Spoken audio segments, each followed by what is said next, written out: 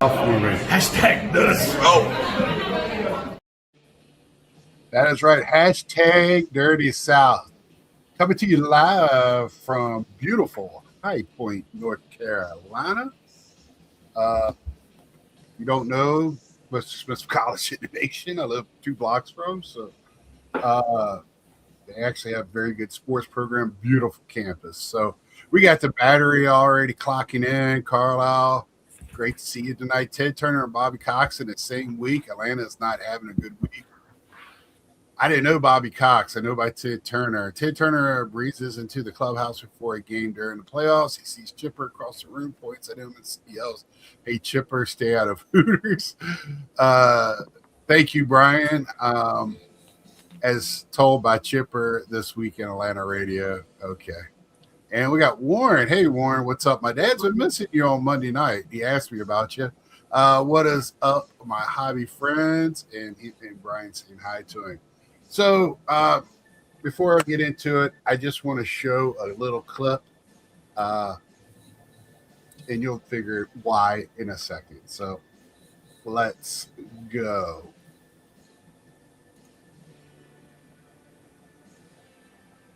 With my own catchphrase, but Chris Archer, he's pitching a little bit better this year.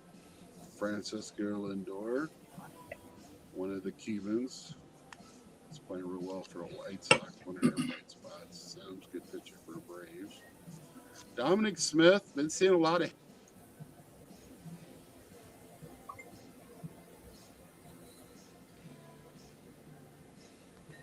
Dom Smith. I'll get it right here in a minute, boys. There we go. So that was me 8 years ago.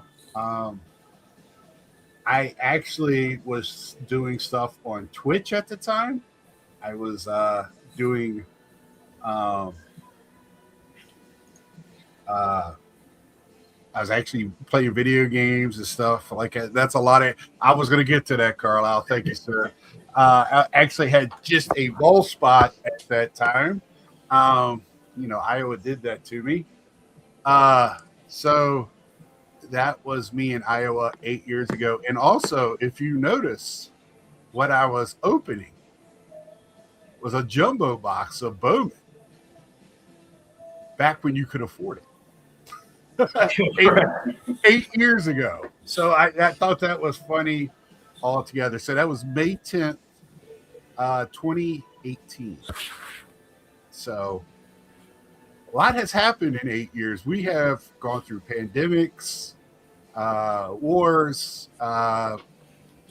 first in histories, all kinds of things.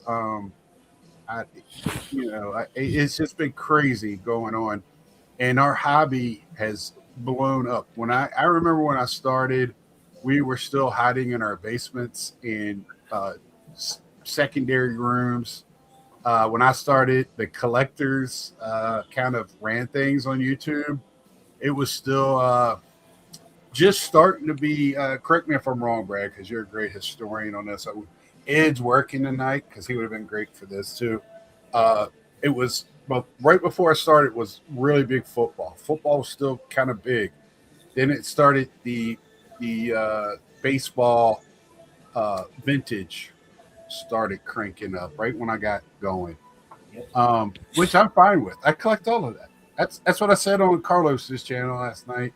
I'm a collector. You can call me whatever you want. I don't care.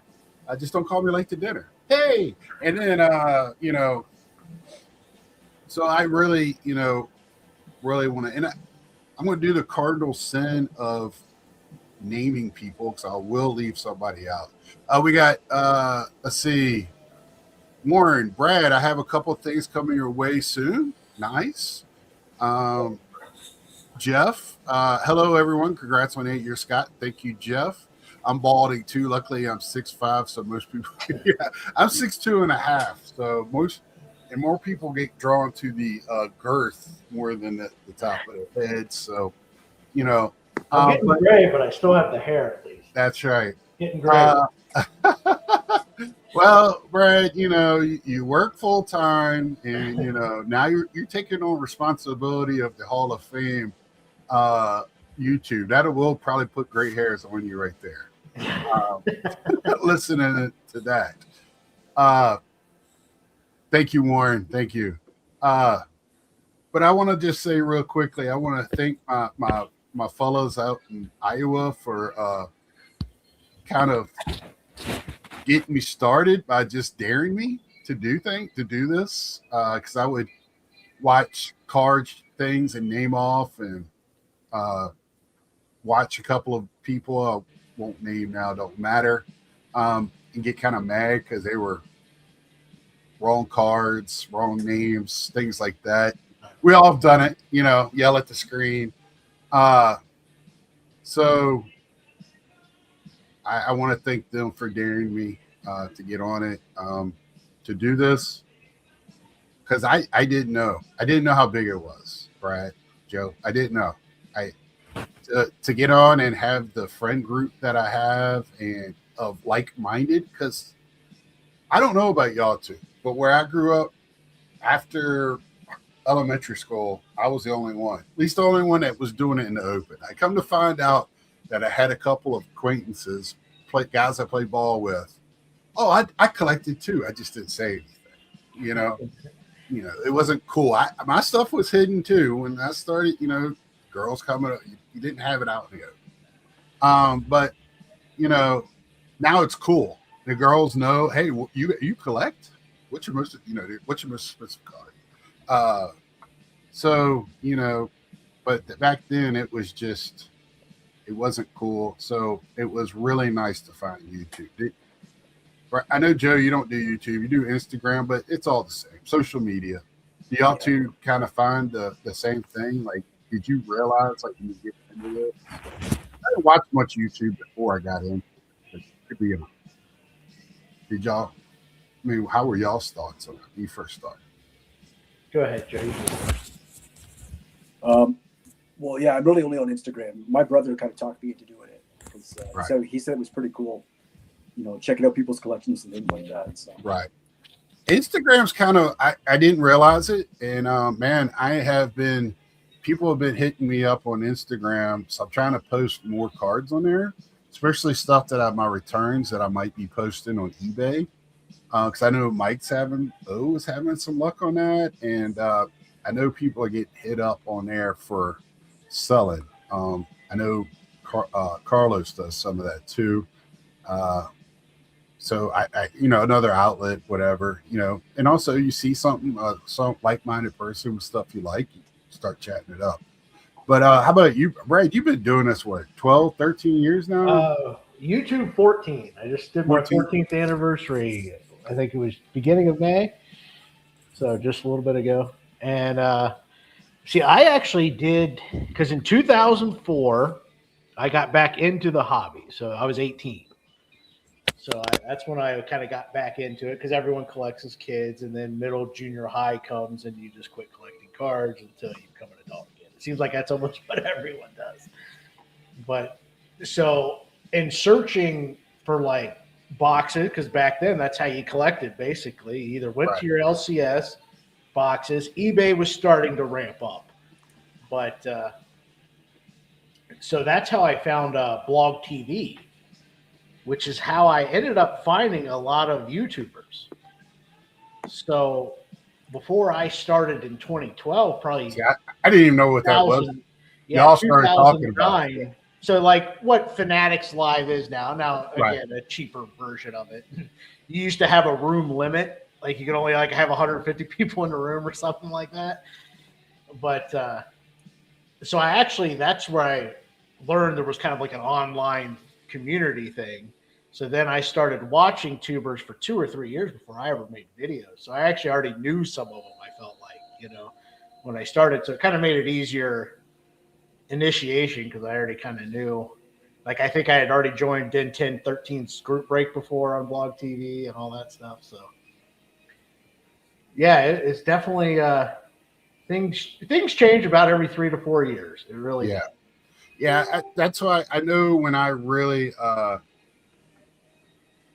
when I started rooming, the first Airbnb, and I want to thank Bobbles and his wife and everybody was at the Airbnb in Atlantic City.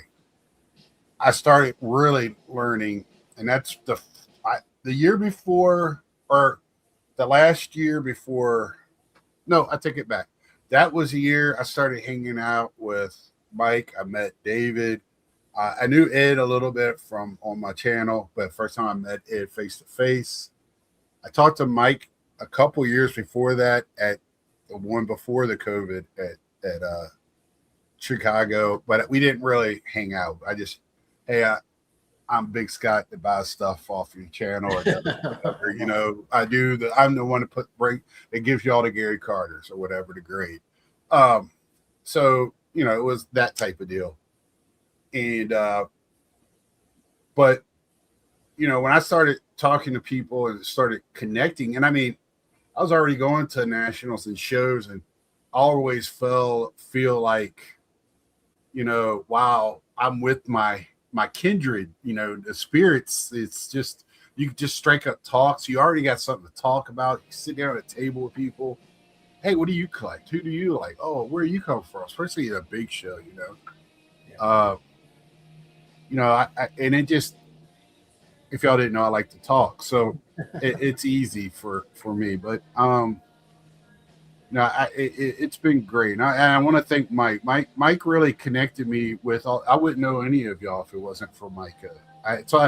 That's why I said I am a part of a bigger community. I'm part of Mike's and Ed's because, you know, I'm just a spinoff. Mike kind of brought me in, and you know, I always, that's why I always have a spot for it. Nats Man was one of that was my first channel I went on to talk to on another channel. I thought that was a huge deal. You know, it still is a huge deal when somebody asks you. How long have I been doing YouTube with my dad, Battery? 2 years now, I think. It started, me and my dad, that's our conversation. Y'all don't hear the whole conversation. Y'all are just getting when we talk about baseball. But me and him solve all the world problems with each other. It's just FaceTiming for us. And I was like, my dad did radio, sports radio. He broadcasted games. And if y'all watching, he has some knowledge, man. He has ideas that he coached me and other kids. So he loves it.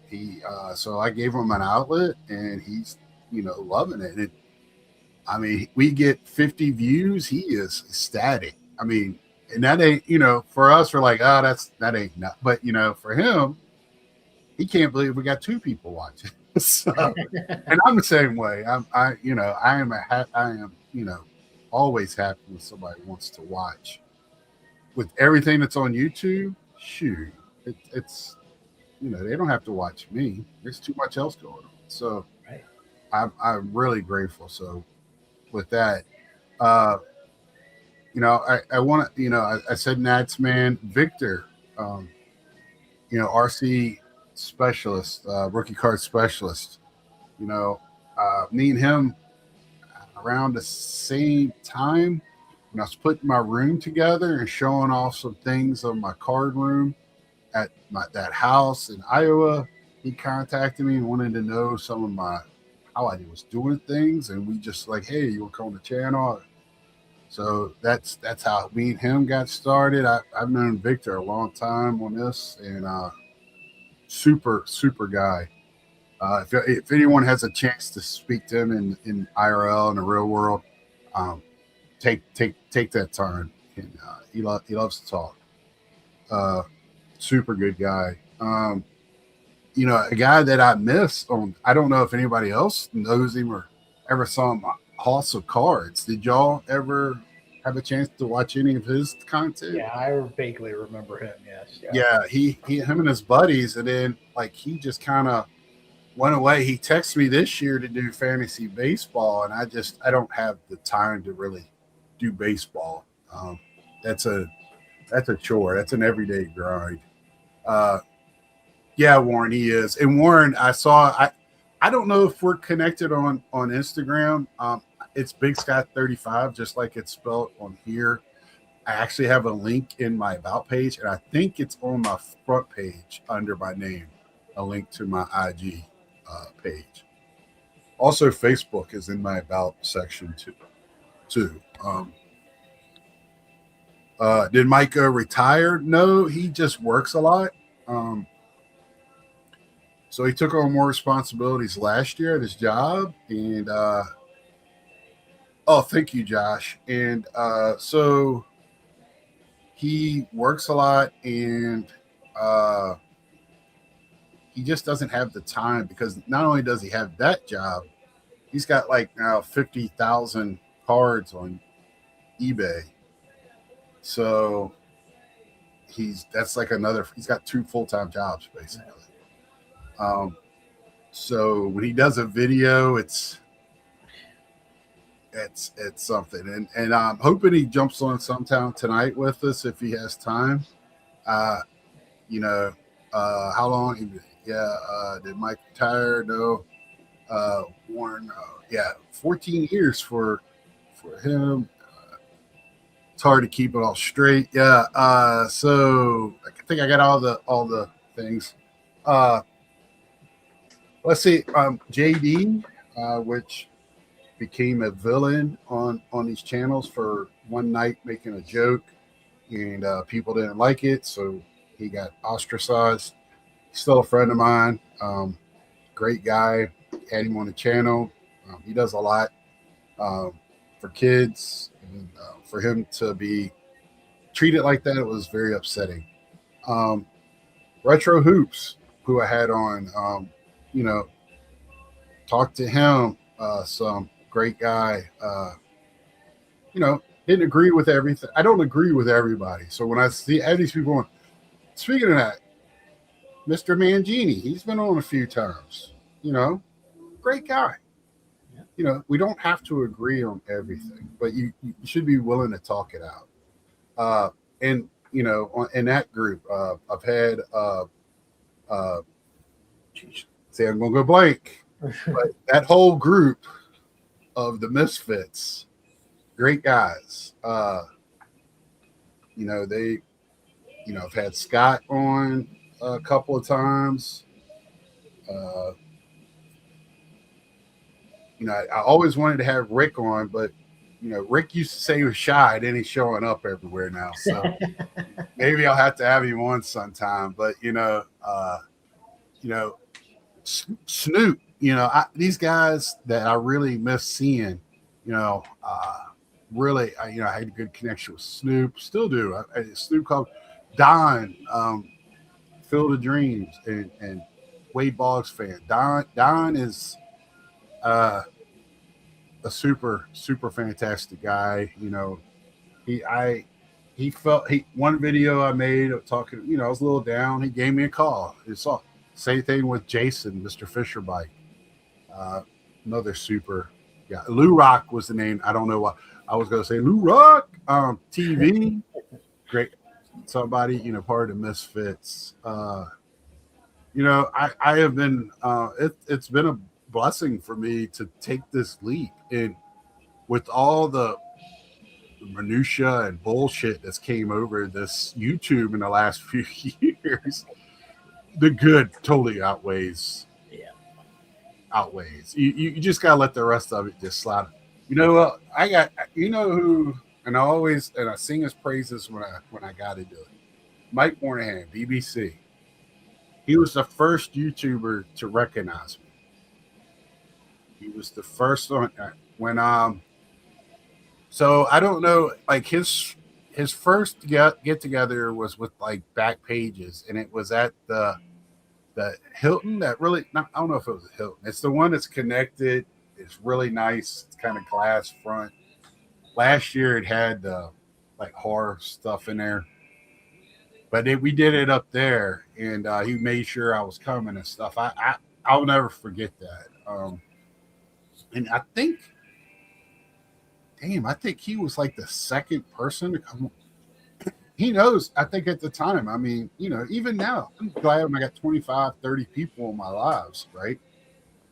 He never blinked. He came on my channel. and I'm sure you still do it. So and he has 10,000 followers. So it's I respect that. So um, and anybody that turns the camera on and anybody that gets in the chat, we ain't right.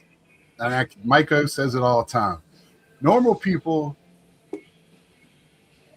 don't the way we do, right? All We right. go a little step further. We like to talk about it. We like to live it.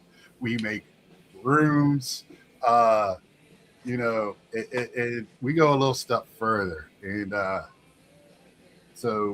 and I never really realized that. And I just glad I found a place where it was normalized. And, you know, I thought, and I have like-minded friends, and I got to tell you, I play a lot of video games too, so I have it in both worlds. It's nice. It's really nice, especially getting older. 54, not an old man yet. I don't have any foot in the grave or anything, but it's just nice to have friends. And I mean, Brad can attest to it. Our little group chat has kind of been kind of like a men's group sometimes. You need to talk something out. You always got somebody to hit up on that area, and it's been a good little support group, and it's been nice. So it's been nice adding Brad to the group here in the last year. I don't know if we made it official, Brad. Is it all right to say what's going on at the National? Oh yeah. Okay, so Brad is part of the house this year. I don't know if we brought that up. I kind of let it be his thing. I don't know. A lot of people don't want to say where they're at or what's going on. So, but Brad is part of the group. You're not going to. Our house is in a different spot this year. Same area, just in not the same house. We also have another new guy joining the group too. If you were a dog, this would be year 64. Yeah, we are now connected. Okay, cool, Warren. Nice. So, I can't wait, Brad. The late night talks we have is great. It goes down rabbit holes. I get to hear, and now you get to add to the history. Joe has stayed with us. He knows what it's about. Yep. He's been in the room when we're talking. Where was that? Cleveland? When Yeah. you went? Yeah, Okay. it's Cleveland. Yeah, I thought it was. That was a pretty cool house. That was a good setup. I had the whole basement to myself. Yeah, you did. Yeah, Toga. Yeah, battery. Yeah, battery. I gave the speech of when the Japanese Pearl Harbor. You know that movie? You know what I'm talking about? That's where he's getting that from. Little Animal House for you. I have the poster up over on my wall somewhere. But yeah, so this has been great. But let's get into, and like I said, I'll bring up more names. I'll bring up more things. I got one more video to show tonight. And when names pop in my head, I'll tell a story or whatever, how I met them. I don't have to tell Estelle Black. Ed knows everybody, so that's a story. I don't think there's a person that does a card video that he does not know who it is. So if you did one, Ed Wesker Griff knows who you are. So that'll be one person that you will know. But Joe, I want to talk to you real quick. Did you go to the expo last week? I did. I was there. I kind of thought you did, and I want to hear your thoughts on how big it was. It was the biggest one ever. They expanded to another big hall right next to the last hall, and there's a lot of TCG in the new hall. I wouldn't say they tried to separate it, but it was kind of separated. Which was kind of nice, right? Because you'd flock to like your side to an extent, right? But I liked it.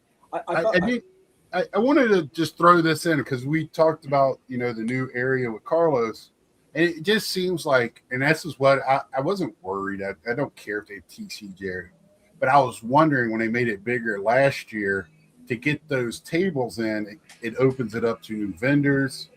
And like you said, the new stuff was TCG.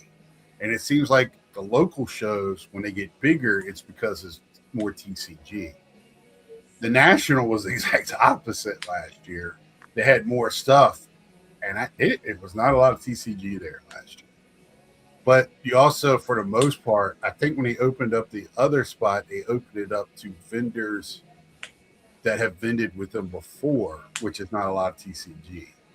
If that makes any sense. So, because I think Cleveland is bigger floor space, so they were trying to get all those vendors in as well. So, and also it's a money grab. So they were trying to get many vendors. And I wouldn't be surprised if there's more TCG. It's going to be more and more. If you look at the grading specs, TCG laps the field in the grading metrics right now. So it's not a surprise. But go ahead. I'm sorry to interrupt you with that. I just had a thought.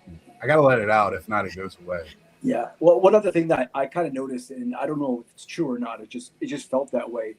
There might not have been that many more people, but because the square footage was a lot higher, it felt like the lineups to get to each table weren't as full.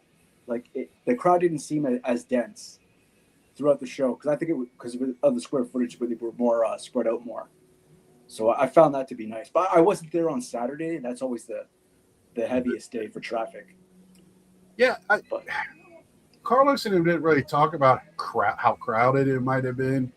I would have think they would have just brought that up, but what Bobby said, Bobby being a vendor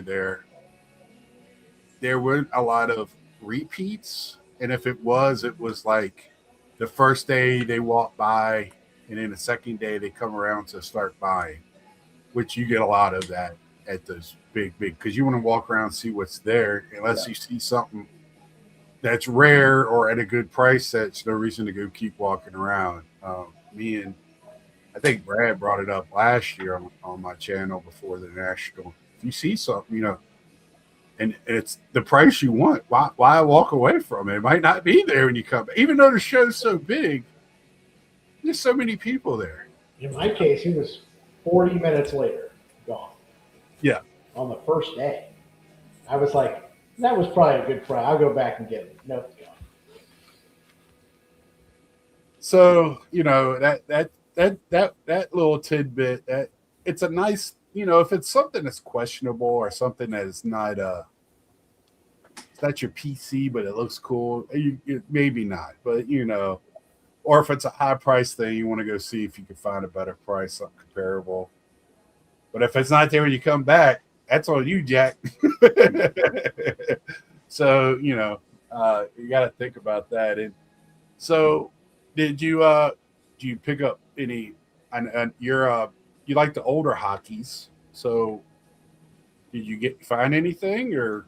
Yeah, I picked up 2 vintage cards, and then I mainly picked up, I'm a Lemieux collector.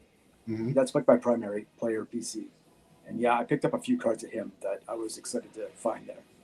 Right. Well, I know you're a Lemieux collector, because here's a story about me and Joe at Cleveland. Sunday, I think. Were you there until Sunday or Saturday? Saturday. Yeah, so Saturday morning, we decided not to go downstairs. We were going to go in the main hall because there was no need, because they were just letting everybody in anyway.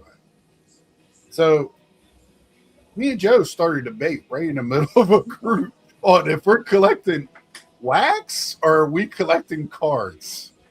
And I don't know. We could have had a stage, because we were right. I looked around. There was like 50 people around us listening to me and Joe talk about. Because Joe was like, because whatever the rookie card was of Lemieux, I would like that box because it might have a Lemieux in it. I was like, well, you just want the Lemieux? Like, I can't wrap my head around it. And Joe's thought was different. You still have that thought, I would imagine, right, Joe? You would like, yeah, it's a collectible in itself, right? The box or the pack, right? Yeah, I got you. And I said, hey, you do what you collect how you want to collect. It's just hard for me when I see a sealed product. It's sealed because you want it to be open. Yeah, you know what? Scott, I was watching in one of your videos from yesterday, your 2018 national. I don't know if it was your only one, but you could see that you purchased a 2018 Series 2 hobby box with Bryce Harper on the cover. And I was just thinking, I wonder what Scott would think if he still had that box, because how much that would be worth now. But see, I don't think like that. But if you had it, would you open it or would you just hold it? Well, see, you're talking about, so I would have to pay today's prices. No, you found it in your collection somewhere when you were moving. Oh, I had amnesia and didn't open it? Yeah. Is that what you're telling me? Yeah. Hid it from myself or something? Yeah. What would you do? What would you do with that box? Right now, I would open it. I think he would open it. That's how I am. Every year when I'm carrying in a box of sealed product for Mike to flip at Blowout or somewhere else, I'm just amazed because and it's not like I do a pack a day. I do a series pack a day. I don't have FOMO if I leave it sealed. So I leave it sealed and I open a pack, but I'm going to open it. I mean, I got 2 stacks of sealed stuff back there. One of them is the Disney 70th anniversary. If you look on the second market, what that's going for, I'm probably dumb. I could have bought a whole shelf full of Topps Chrome football at the store, and I didn't because I bought a hanger box and a pack, and I've opened it, and that's all I want to do.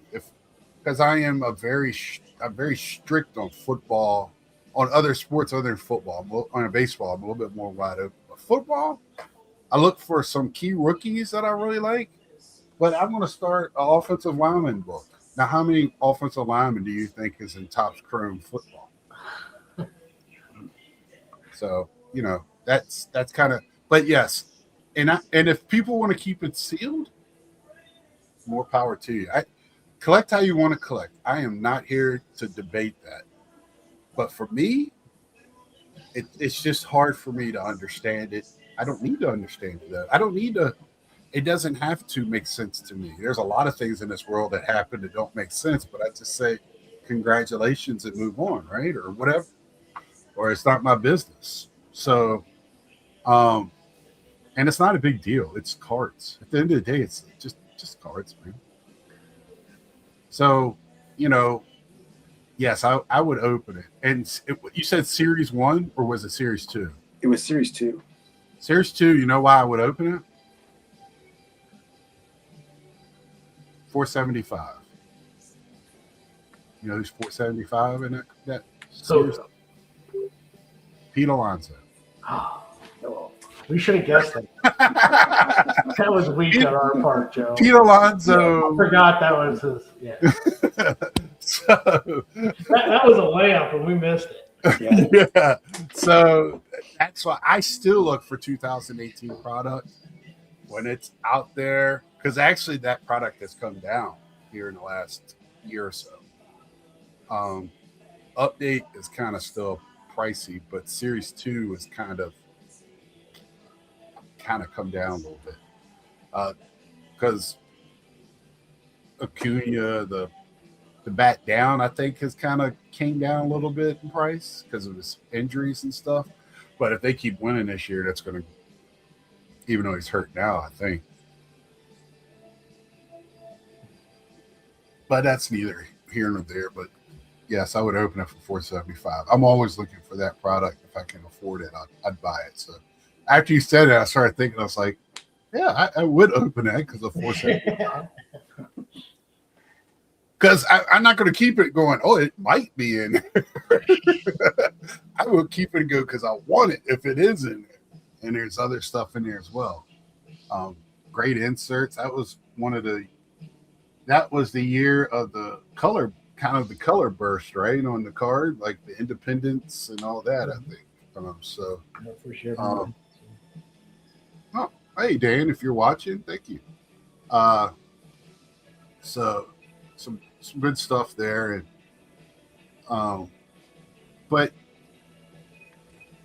I know some people were is chiming in. I posted on our group chat, and I don't know who else is seeing this, but I'm kind of wondering who is buying what out there right now, especially on the internet.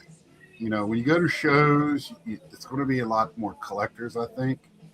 But on the interwebs, man, especially for selling, I feel bad for anybody out there because as soon as I post something, you know, I sold a Aho. I could say it to Joe and to Brad. Y'all are both hockey guys. So I had a blue metal number to 50 of Aho. Am I saying that right, Joe? Yeah. So it was graded, and thank you, Dan. Only 4 hours and 20 minutes. Yeah, yeah. So I had that. It graded a 6, so it probably had a limit. You know, those cards get chipped or whatever they get. But I'm honest. Yes, I could have broke it out and probably sold it. Got some money for it. But I was like, no, I'm not gonna do that. I'm gonna keep it in there. But I had it for $40. We still got an all-star that's playing in the playoffs on a team that's doing very well. So I'm like, it's still the card. It's not like the card it's not ripped in half. It's there. It just got a 6 for whatever reason. And I'm not asking a lot for it. And I got an offer for 1/4. So I'm trying to sell it for 40. I got an offer for $10. Oh. And then the guy in the message had the goal to sit there and go, well, you know, if it would sell better, it would be a more the card would sell better if it was raw. So right then I was like, thank you, Dom, for catching on to a little bit of that. Happy Carterversary, Scott. Thanks for 8 great years. Looking forward to your sweet strawberry. Thank you. I appreciate that, Dom. Dom, another one I want to thank. He's come on the channel. He came on the channel one night when I didn't have really nothing to talk about. I couldn't get anybody to come on. He just came on with me. He just, you know, to be my sidekick. And we actually had a great show. So I want to thank Dom for that. I almost forgot about that. Yeah. So, and then he said $15 and then 20. I was like, nah. I said, because I had in my mind 20 to 25. 20. If he wouldn't have said what he said, I probably would have sold it for 20 because I knew what he was going to do: crack it out, sell it for whatever. And I'm sure that's what this guy's going to do that I sold it to today, whenever I sold it. But, you know, I'm not going to sit there. I'm not that guy. I've already got my money back on that case that I bought. So everything's plus anyway. So I got some great Ovechkins out of it. Got a great Crosby that I've gotten that gold, or what is it called? Gold, whatever. Do I have it over here?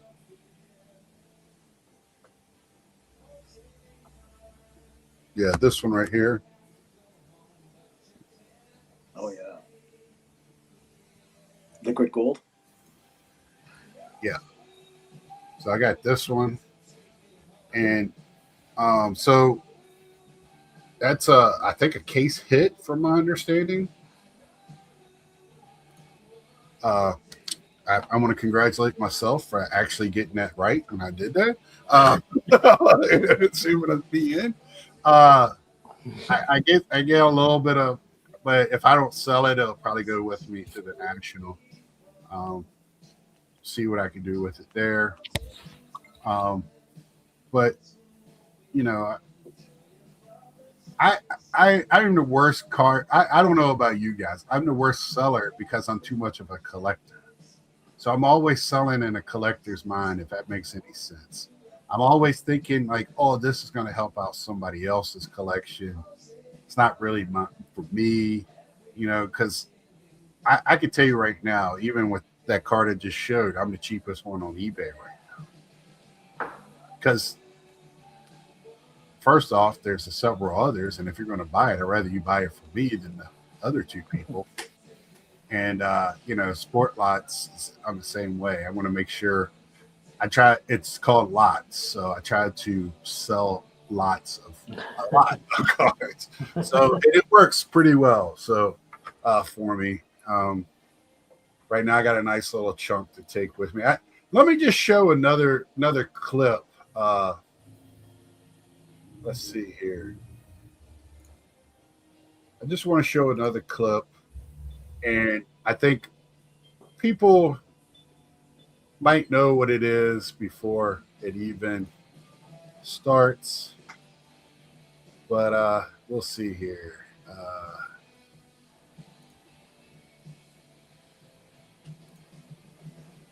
So if anybody watched this video, this was a great one to watch. Let's play a little bit. This is with Eric, those back pages, and if everybody knows Natsman, I love Eric too.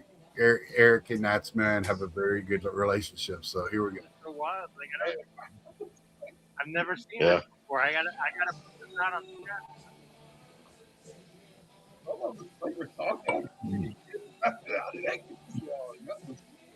it's having that's another beautiful aspect of this hobby is you meet a lot of people. Yes, You meet a lot of people. You meet people who can afford that. You meet people with an 88 donruss budget. You meet everybody in between. I mean, that's I always say, as far as the national goes, you step in the room, you look around, and you see thousands of people that know what you're talking about. I love that. That you can There say he goes. He's fighting it. He's fighting it. and nobody looks at you funny. Nobody, and depending on who you're talking to, their age, they have a visual right away in their head. Wood green. You could say, Yeah, he is out. And everybody, I know what that is. Stuff like that. So there's no. Oh man. And I've.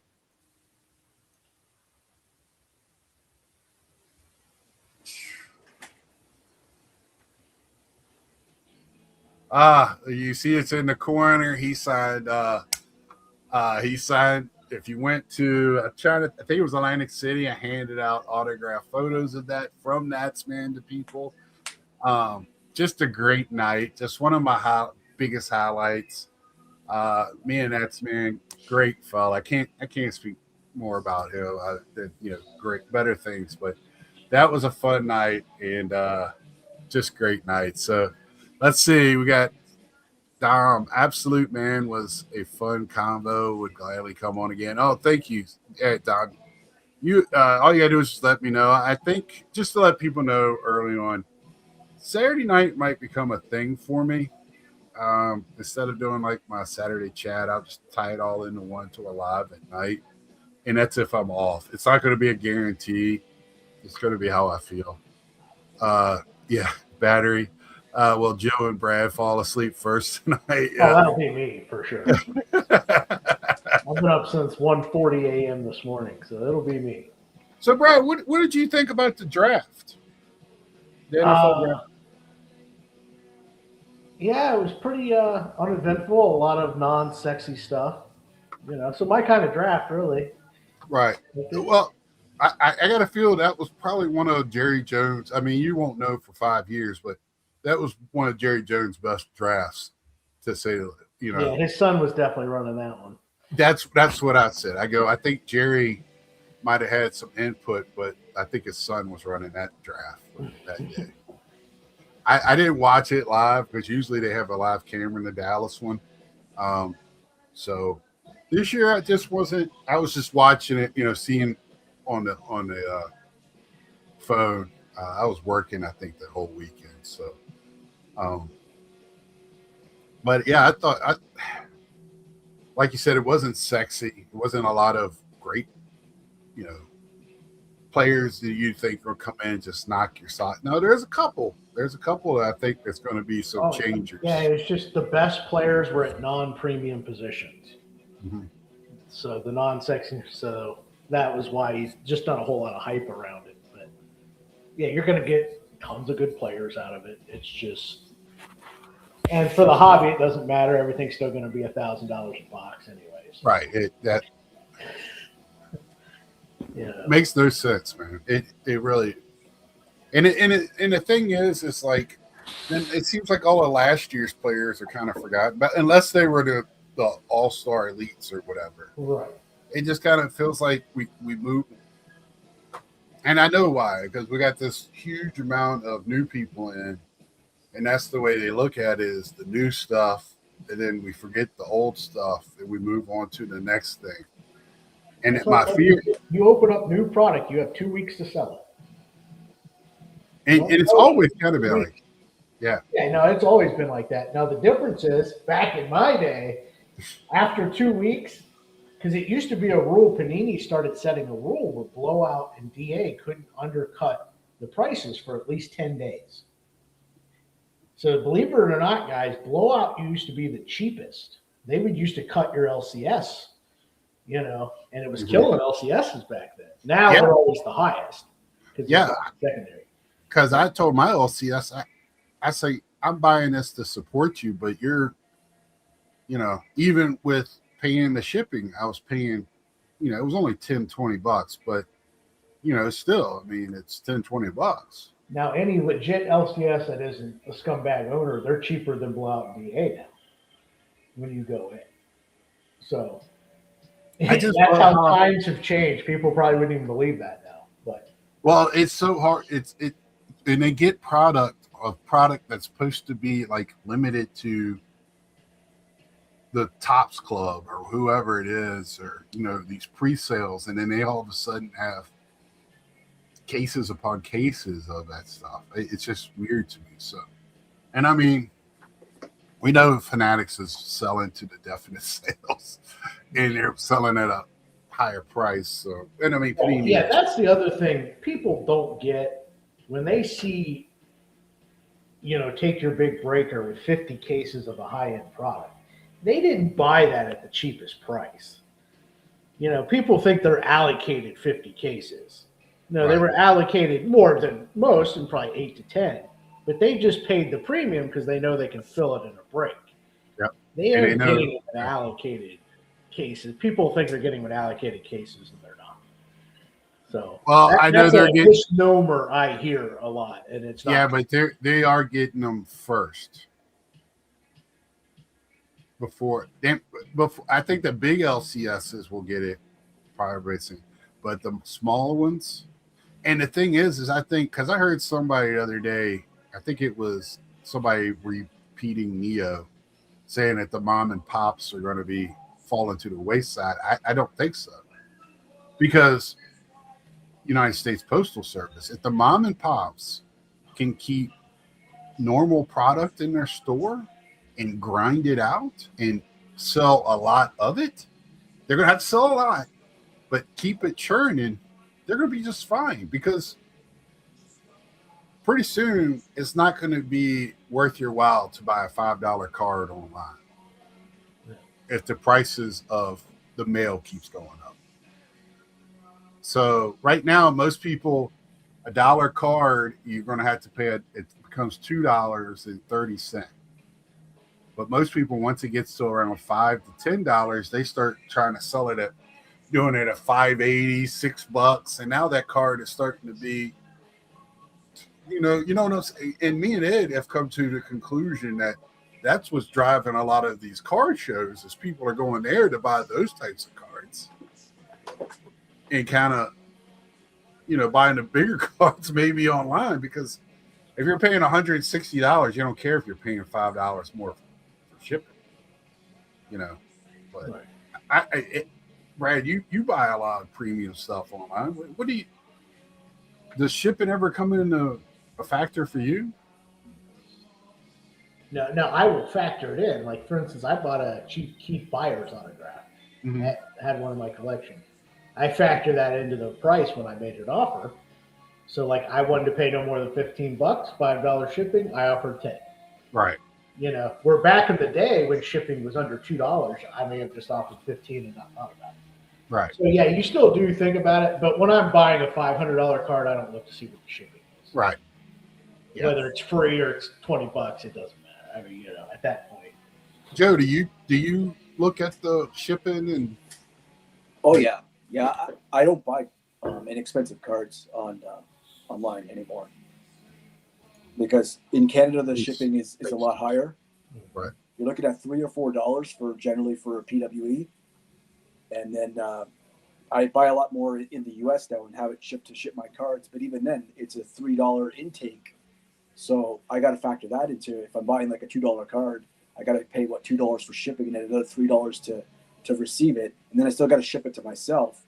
So yeah, I'm not buying too many cards like $5 cards unless I'm getting like a $5 or $6 card for $1 and it's free shipping. Right. Yeah, because that I wonder because I sit there all the time and you know I've said this before. I give myself $5 a day. Now, does that say I don't? I always have a but if I see something that I want, now I might. If I buy something, you know, at a higher price, I figure out how many days that is, and I might not buy nothing for that many days. Yep. I try to stay on a budget, you know,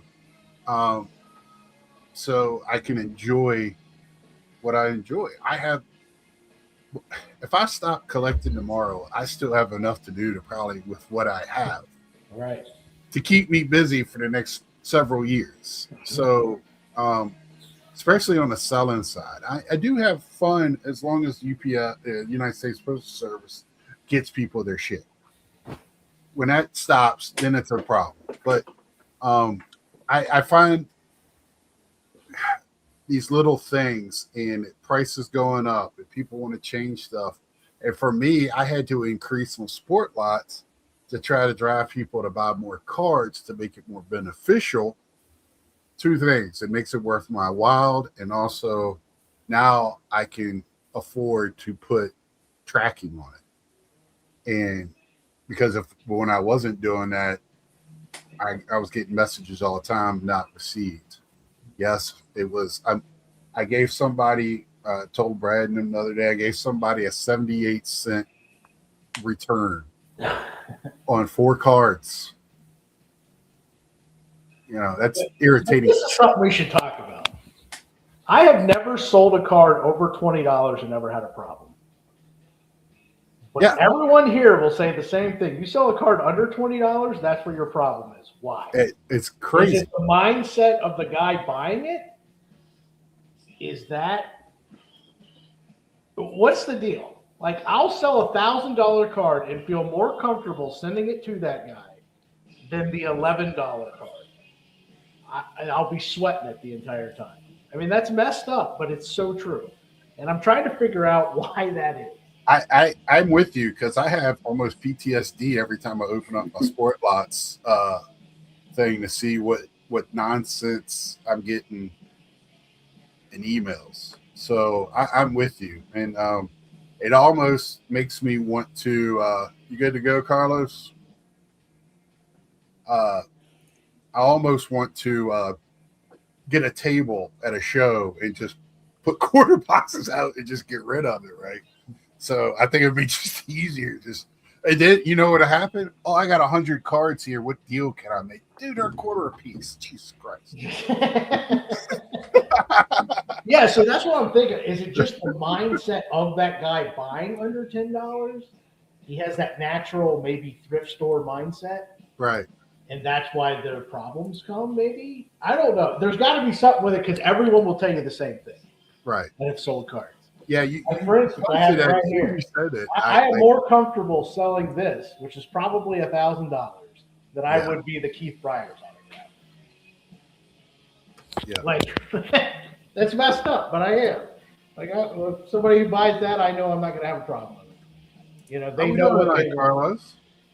Yeah. How's it going? All right. You have a good day? Watch a lot of WNBA today, or? Listen, after that, let's never speak of women's sports again around Eric. Ever. Ever. They don't exist anymore. It's over. For the love of God, for the love of all that is holy. I just went to bed and stayed there for 12 hours. I can't do this anymore. We're done. Yeah, his thought process was a little off. But, you know, hey, everybody has an opinion. He was power slammed on his head as a child. Before, like immediately after birth, and then repeatedly. They were trying to finish the job and they just couldn't. They tried. It wasn't for lack of effort. He starts, sometimes Eric will take, that should have been like a 5-minute conversation. There's no way it should have gone. I didn't know I was going down that rabbit hole when I said something. So. Look, I do 4-hour live streams. I understand this, but that should have been a 5-minute conversation. There is no way we had the time. We didn't need to use the time. And I think I lost consciousness several times during that conversation. I looked over. You just, I don't know. I think you were on your phone. You're just like, I'm sitting here in disbelief in what I was hearing, but you know, that's what happens when I actually have to get up at 6 a.m. This is why it shouldn't be allowed to happen. This is why Carlos needs to be allowed to sleep. Everything goes wrong when I actually have to get up at normal people hours. It ain't good. That's kind of funny. Yeah, and I just want to say too. So I don't know if you've had this, Brad. So today I'm wearing my Expos hat. I had my Gary Carter shirt on.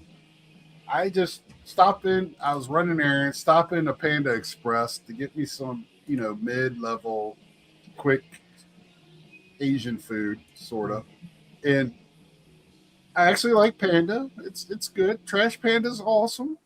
The guy, I'm walking in. All of a sudden, this guy goes, "Hey!" And I was like, "What? Am I getting accosted? But am I getting robbed in the Panda Express?"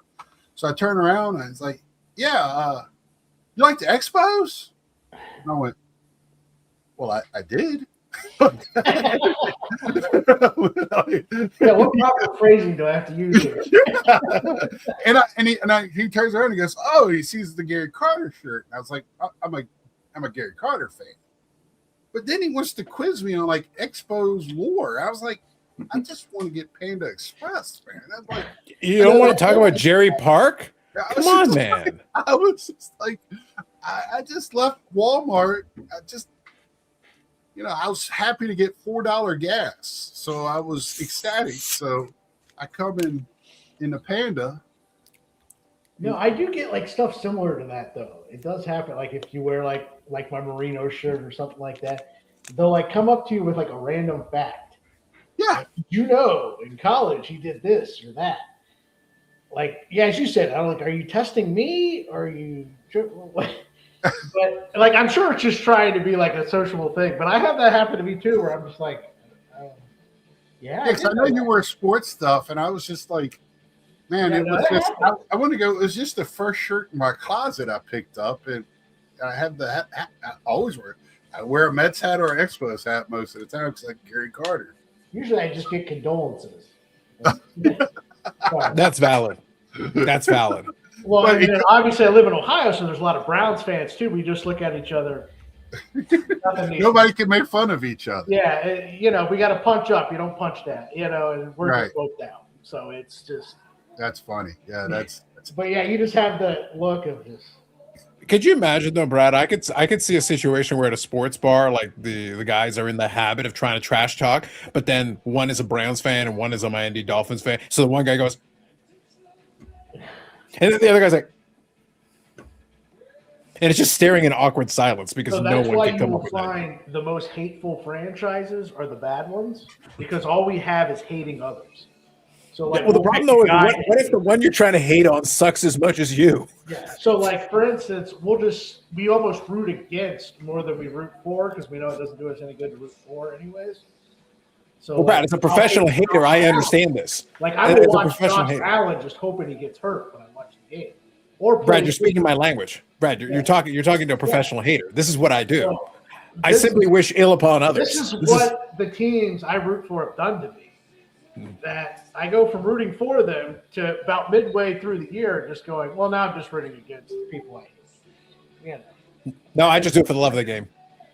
my team could be like winning and be like, I look forward to watching the rest of you burn. This is all I want. Like this year, the Blue Jackets started to tease me. They were like the best team in the NHL for a 23-game stretch. And then I knew what was coming. I was ready. But then right at the end of the year, I was like, and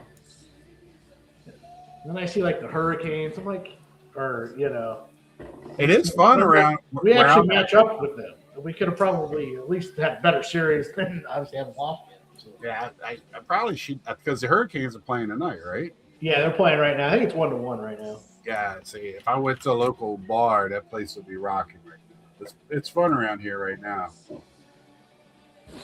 So, yeah, that's what you end up doing after just so many years of losing. It's like you almost don't root for your team. Well, you do at the start of the season, even though you know how it's going to end. And then every week that goes by, it's more just to hate others after that. So, Carlos, something I didn't even know is I have the ESPN. I guess I have the Ultimate package because I got backlash on it. I didn't even know I had it. So. Oh yeah. That's the they threw that on there. Yeah. So you didn't even know, Scott. You should check your bills. Maybe you find out you have more money than you thought. It's like, wait, I'm paying how much for this? This is trash. This is terrible. I want a refund. Well, I have it so I can, because you can get all the hockeys. That's how I watch the Caps. So that's probably how they got you. That's probably how they got you. They snuck it in there. Yeah, and then I got it for college football too. So. But yeah, I just wondering. I was watching the first hour and it said you got to switch it over, and I just switched it over now, and I'm like, oh, I got it. So there you have it. They're showing a commercial, if you believe it or not. What's up, Orlando? How you doing tonight, buddy? No, I believe it. They're trying to squeeze every penny out of everything. Out of everything, dude. They're the TKO people are not even hiding it. That's what's the funny part is. That's what I said last night. That's kind of the way the entertainment field is going all the way around right now. Don't call the cable company for customer service, Scott. The guys they have and tech support are no good. Let me tell you this story real quick. So Friday, I come home a little early because I was having some beaties problems.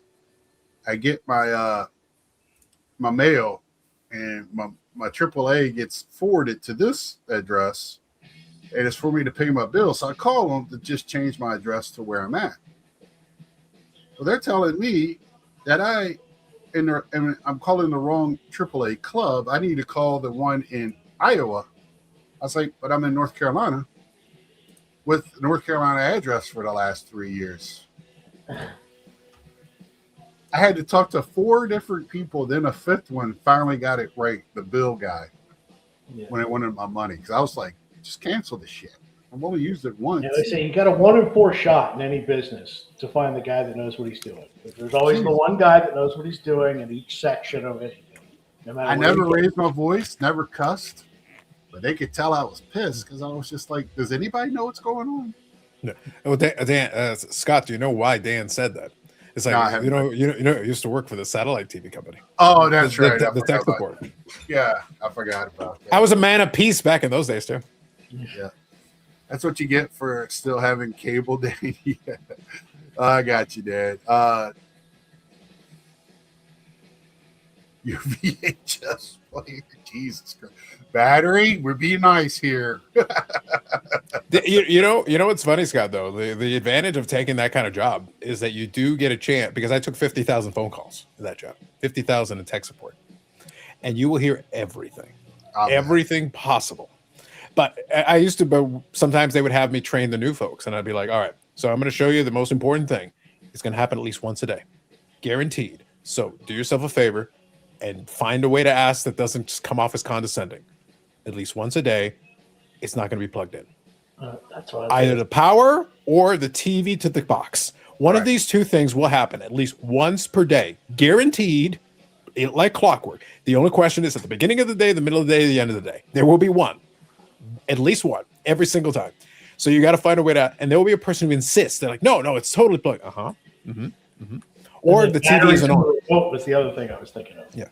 Or is, the TV isn't on, because it'll be like the satellite box, right? The box can be on, but then the TV isn't on, because a lot of folks try, especially older folks, wanted the remote control to sync. They wanted the power to turn on or off both. Well, what happens is if you push the button too fast, it would fall out of sync. So the box would turn off, but the TV would stay on, or vice versa. So your goal. So honestly, because I knew how to do it really quickly, I wouldn't waste a lot of time. I could get straight to that. I figure out almost immediately within like 60 seconds. I know if this is the case, and I can get you off the phone real quick if you just follow my instructions.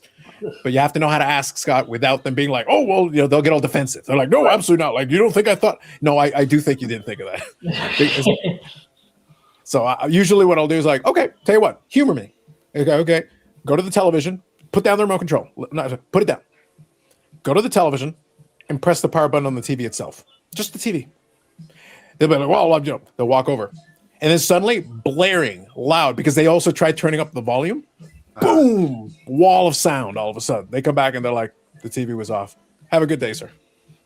Yeah, I got called to my parents' house for a similar situation one time. So that was, I know exactly what you're talking about. Once per day, Scott, like clockwork. And I used to work, and I like to work overtime. So I one time I worked 14 straight days, 12 hours a day. So that's why 4-hour live streams are a joke to me. Right. A joke to me. How you doing tonight, Henry? Frazier trading cards out now. Some trading cards that interested me that I didn't know was out, and also the box was pretty cool. Was the new the Pixar movie? Golly. The 90s was a hell of a decade. Should have done half the stuff. Still probably have some brain cell stuff.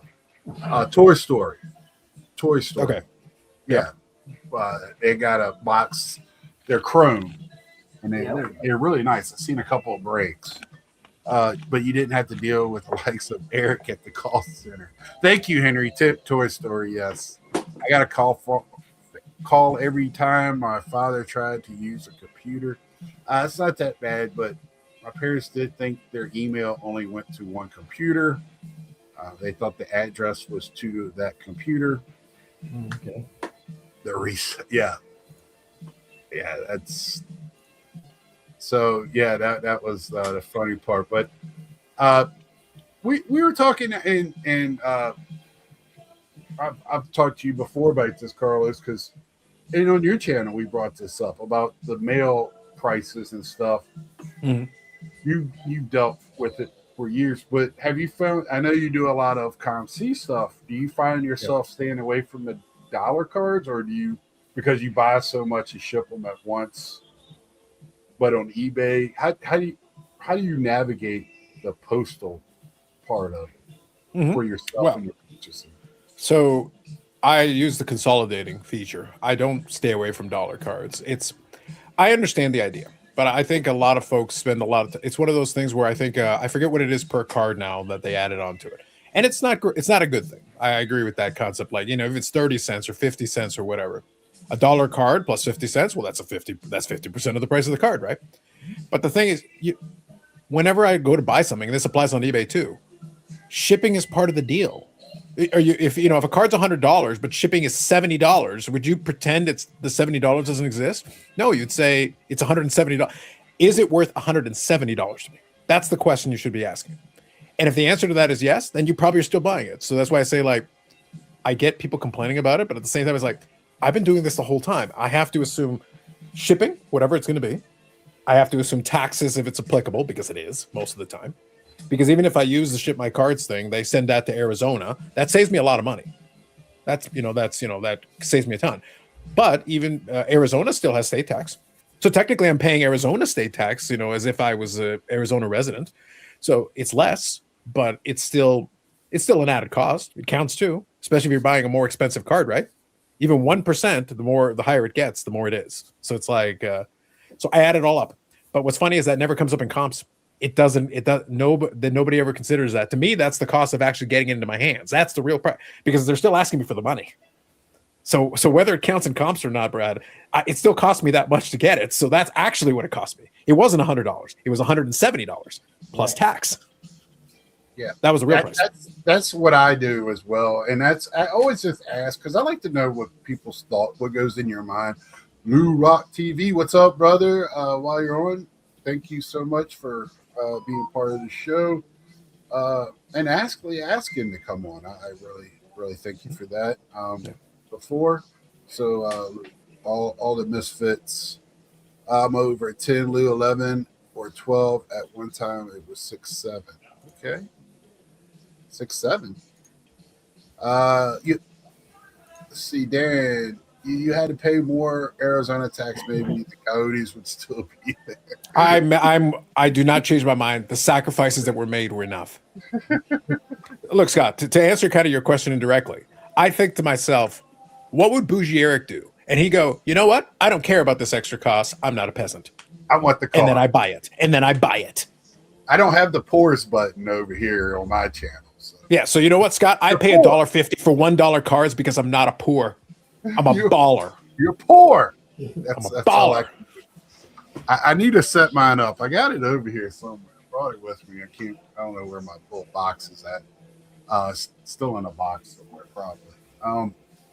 Yeah, because I don't. It doesn't frustrate me. I just think it's kind of changing the landscape a little bit of how most people are looking at things right now, and I think that's kind of what's driving a lot of these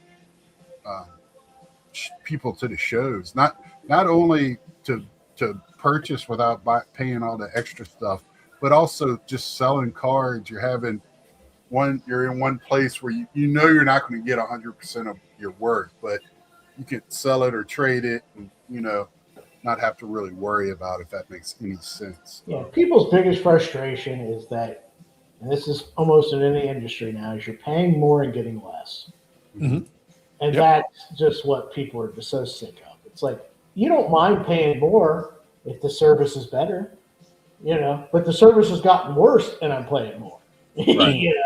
That's what just. And eBay has stuck on things that we never asked, like sending it to somebody. Yeah, the fact you can't opt out of that as a buyer is a dumb mistake.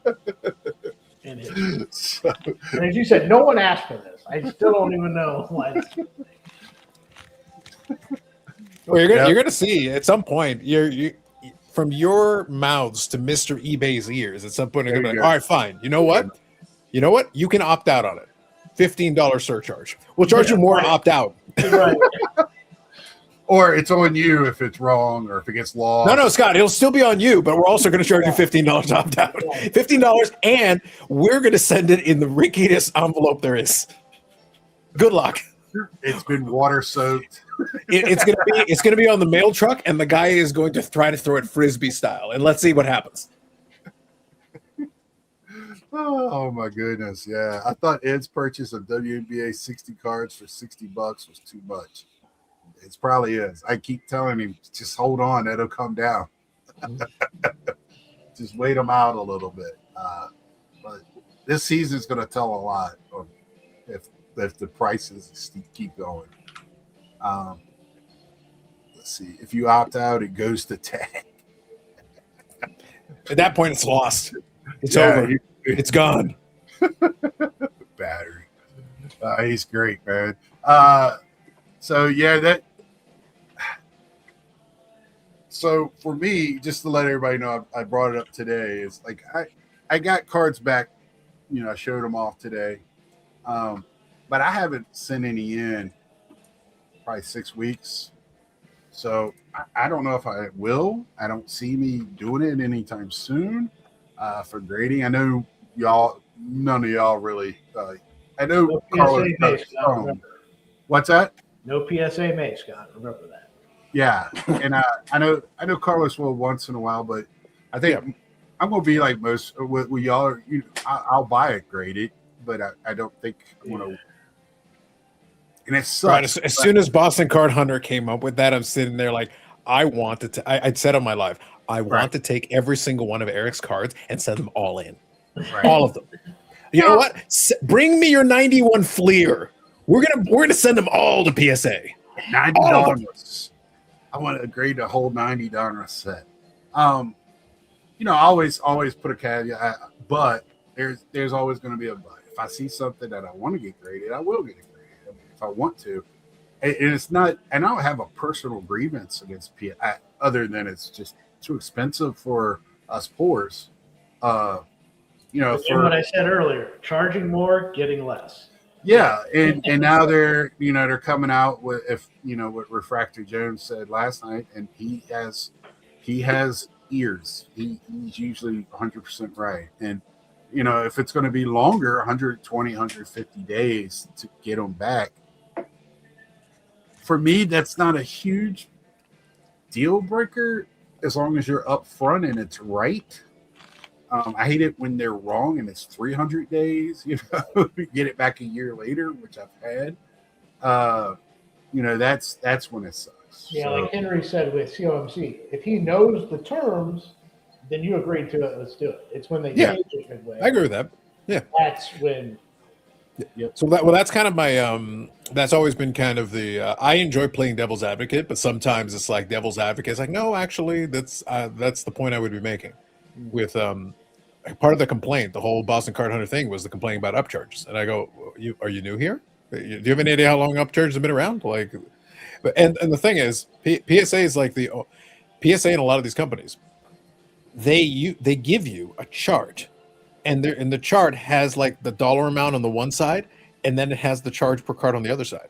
So if the card falls within that and then goes to the next one, it goes to the next tier.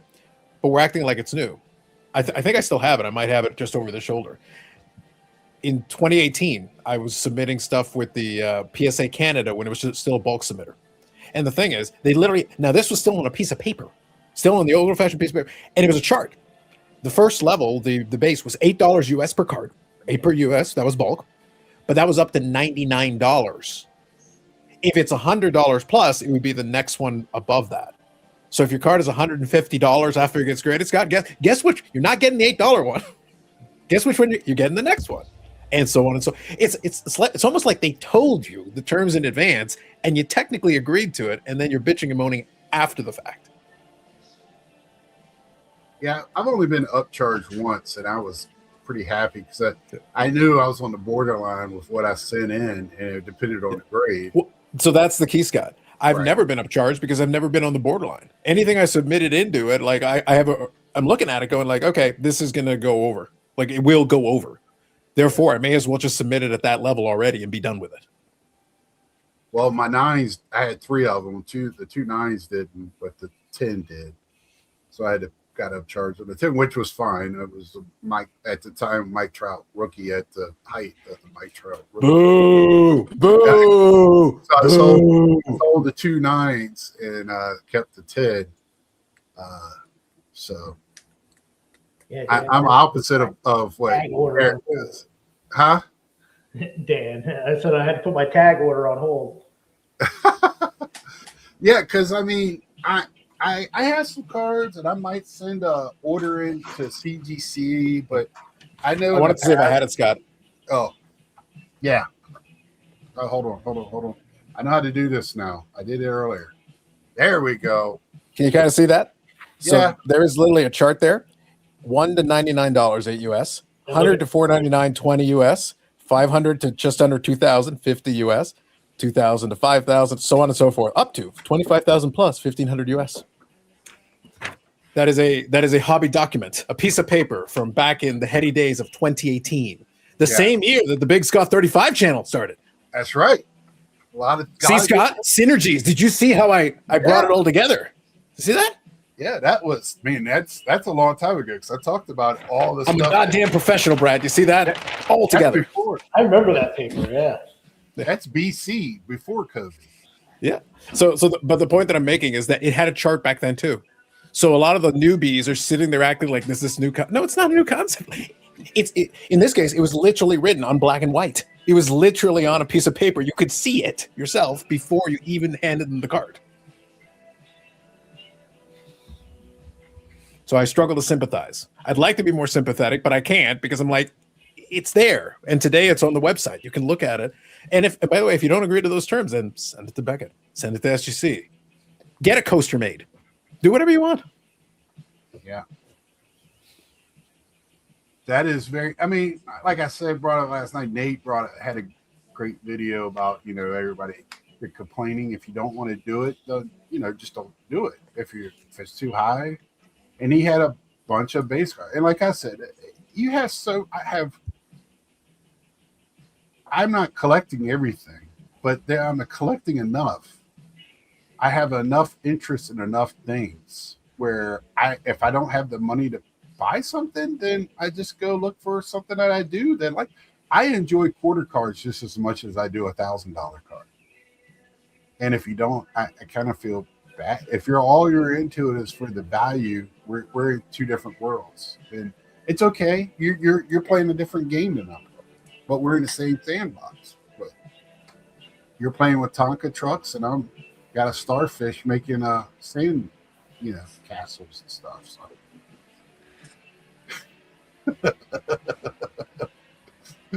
Joe, this is where I'm thinking. This is where I'm thinking I need to crack open another beer. I have no idea where Scott was going with that analogy. I was like, all right then. Big Skull 35, 8 years spectacular. This is what you get. A lot of brain damage and I'm currently in mourning because of the tag pause. Hobby tragedy. Understandable. I Can understand. you pause something that's not really active to begin with? They're going to try. They're going to try. Did HDA acquire a tag? Wishful thinking. That would give more legitimacy in my eyes. I remember talking to that guy. It was at the 21 National. I said, "This company." You can tell no idea what's going on. Like you can have these conversations in 60 seconds with people and be like, "No, that guy's not gonna Good to make see it." you, buddy.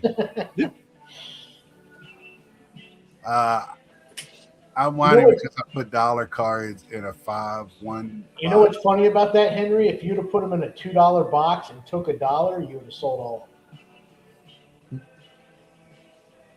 Mine. Wish I was at your table then, Harry. Love a good night.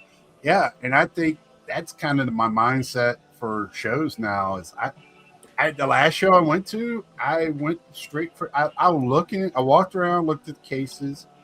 Nothing really set me ablaze, so I went and started going through the boxes, man, and I had such a good time. Now, like I said that in a joking way, but I'm being completely serious. It was a sick Getting box. thinking like, oh, wait, this is more expensive, but I'm giving you half off now. Yeah, Brad, there are people. So I'll give a little story. Before I worked in a call center, one type of shitty job, I worked years in retail, another kind of shitty job. I've done those, yeah. So I worked in a liquidation store. They would literally get liquidation from different things and sell the liquidation stuff to Walmart. So if you ever go to Walmart and there's like that CD, thing where it's like $5 CDs or whatever, these are the guys that sold it to them. So they would literally buy pallets full of all this media and all kinds of stuff, and that's what they had. So, but they had so much miscellaneous crap that they literally built a little store on the side of the warehouse. So I was in the warehouse store with one other guy who had been there for years, and they literally kept the store open just so they could justify getting some of the stuff out the door. And because nobody wanted to fire him. And I realized this early on when I got hired. I was like, I'm literally the only other employee. It's me and this guy. And I'm sitting there like, oh, this is going to make for hijinks. I'm going to have so much. There were days where the amount that we made in the register was less than they were paying me. That's how busy it was. Let me tell you. And Scott, Carlos with idle hands and a lot of time on his hands can have some fun. So I got bored. They had an entire section that was VHS tapes. Yes, VHS tapes. And we're sitting there and they had them 50 cents a piece. 50 cents. Now remember that number, 50 cents a piece. So it's like, fine. And you could go through it. It wasn't sorted. There was no rhyme or reason because for 50 cent bread, we're not sorting that shit. And I don't got that kind of time. Yes, I got time, but I don't got that kind of time. But I got bored as we got close to Halloween. And I said, rule number 1 hadn't been officially established, but it was already percolating in spirit. Rule number 1 already existed in my mind. So I said, I'll bet you, Brody, because the guy's name is Brody. I go, Brody, I bet I can mess around with these people because I guarantee this will work. I grabbed the box and I walked around and I started grabbing the horror VHS tapes. So like Friday the 13th, Nightmare on Elm Street, a couple of Halloweens and whatever. And the box could hold 10 VHS tapes. Okay. 10 VHS tapes, 50 cents a piece is $5.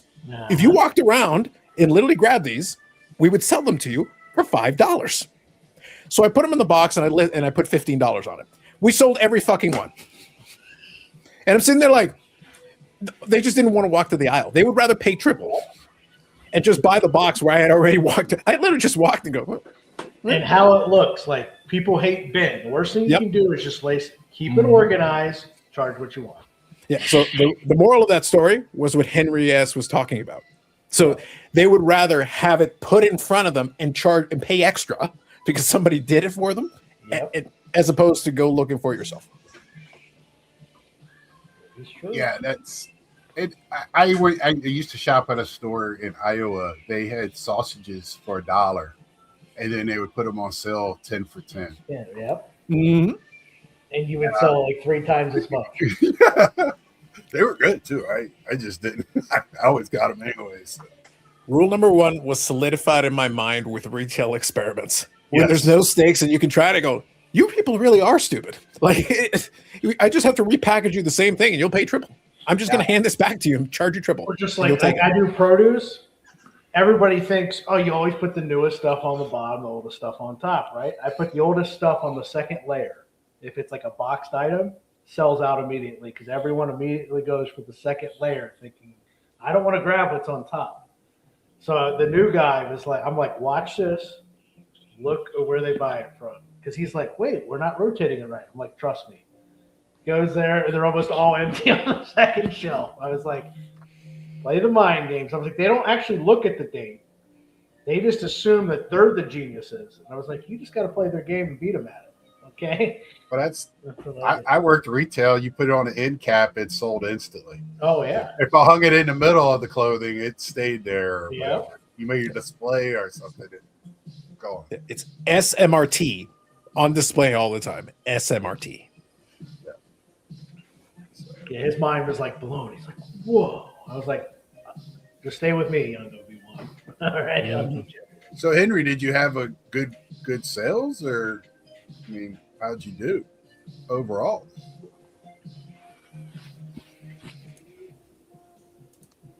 Well, I know at one time, and I don't know if they're doing it as much, but a lot of sellers will put something halfway decent in the box. Oh, yeah, on purpose. Put one card in there, a few here and there, sprinkle them in. So, people like, oh, he's got, this over there, or whatever. So, and I mean, you go to those bigger shows.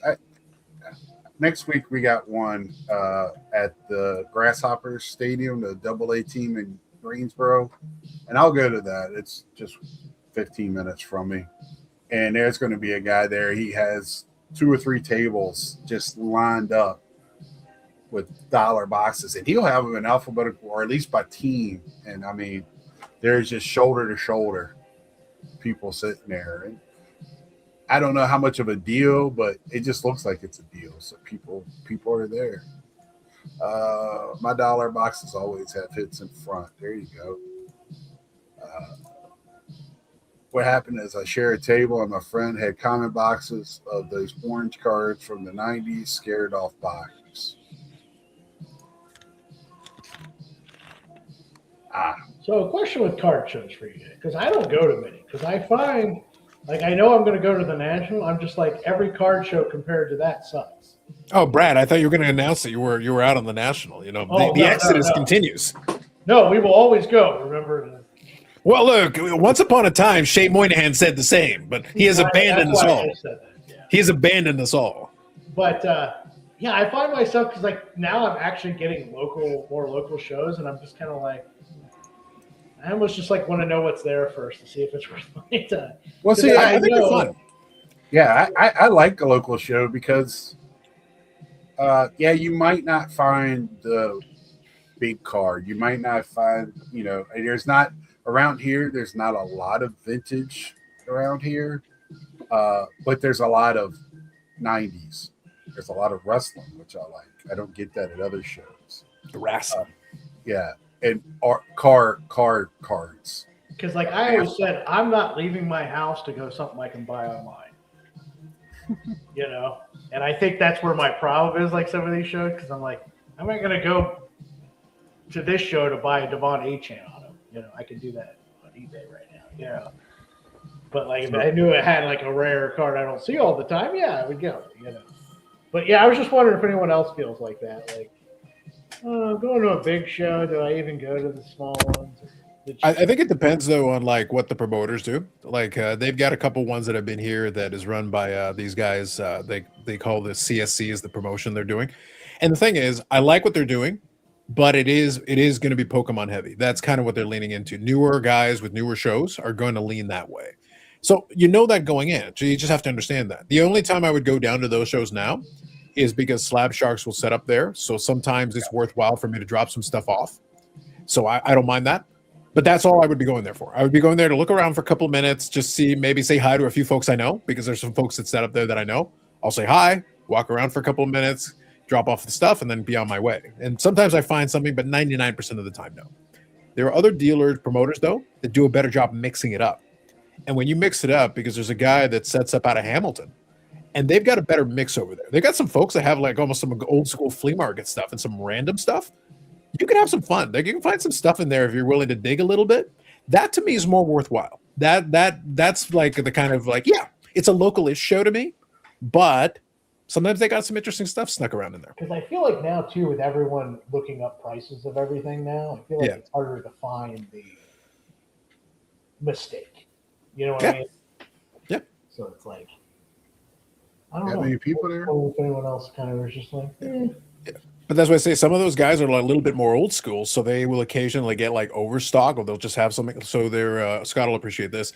There was a guy there who literally had a mix match of all kinds of different stuff, and randomly they had AEW Upper Deck there, and literally I was looking at some AEW like Metal Universe wax and a couple of allure boxes, but it stuck out like a sore thumb on the entire rest of the table, and I was sitting there going like, "What's going on with this?" He goes, "Yeah, I ended up winding up at some of it." And I ended up negotiating with him, and I got it for less than $50 Canadian per box. It was all brand new wax, hobby boxes, all of it. So I was like, for $50, I will take the fucking stack. Give me the whole thing. I'll take it all. Sure, here you go, buddy. But again, how would you know if you don't look? So it's so for that show, it would be worthwhile for you to take a quick peek around just to see, because occasionally some of those guys will come across like, how did you wind up with this? And that is where the money is. yeah, because I'm always like, is it worth the traffic and stuff? And I usually just lean towards no. Yeah. Well, at least I Most of the think time JT, because he'll set up some of the stuff around here. Most of the time, I'd agree with you. But there are still some shows run by promoters who understand that having the mix, that's the key. If you have the mix, then you can, that is more interesting to people. But that other show is a lot more slick, like it's the production. And that show's been growing by leaps and bounds. They're doing a good job with it. But it is Pokemon heavy, which is not my scene. So as a result, that show is not as just, this other show is a little more grimy, a little more old school, probably works a little better for my interests in terms of what I'm looking for. Yeah, we got a group called POW here. They're younger guys. They're in their 20s. That's the Pokemon's heavy, but it's about 50-50. What I don't get, if Pokemon has gotten this popular, why don't they just have their own show? They do. Well, no, I mean like locally. Why don't they just They do. their own show?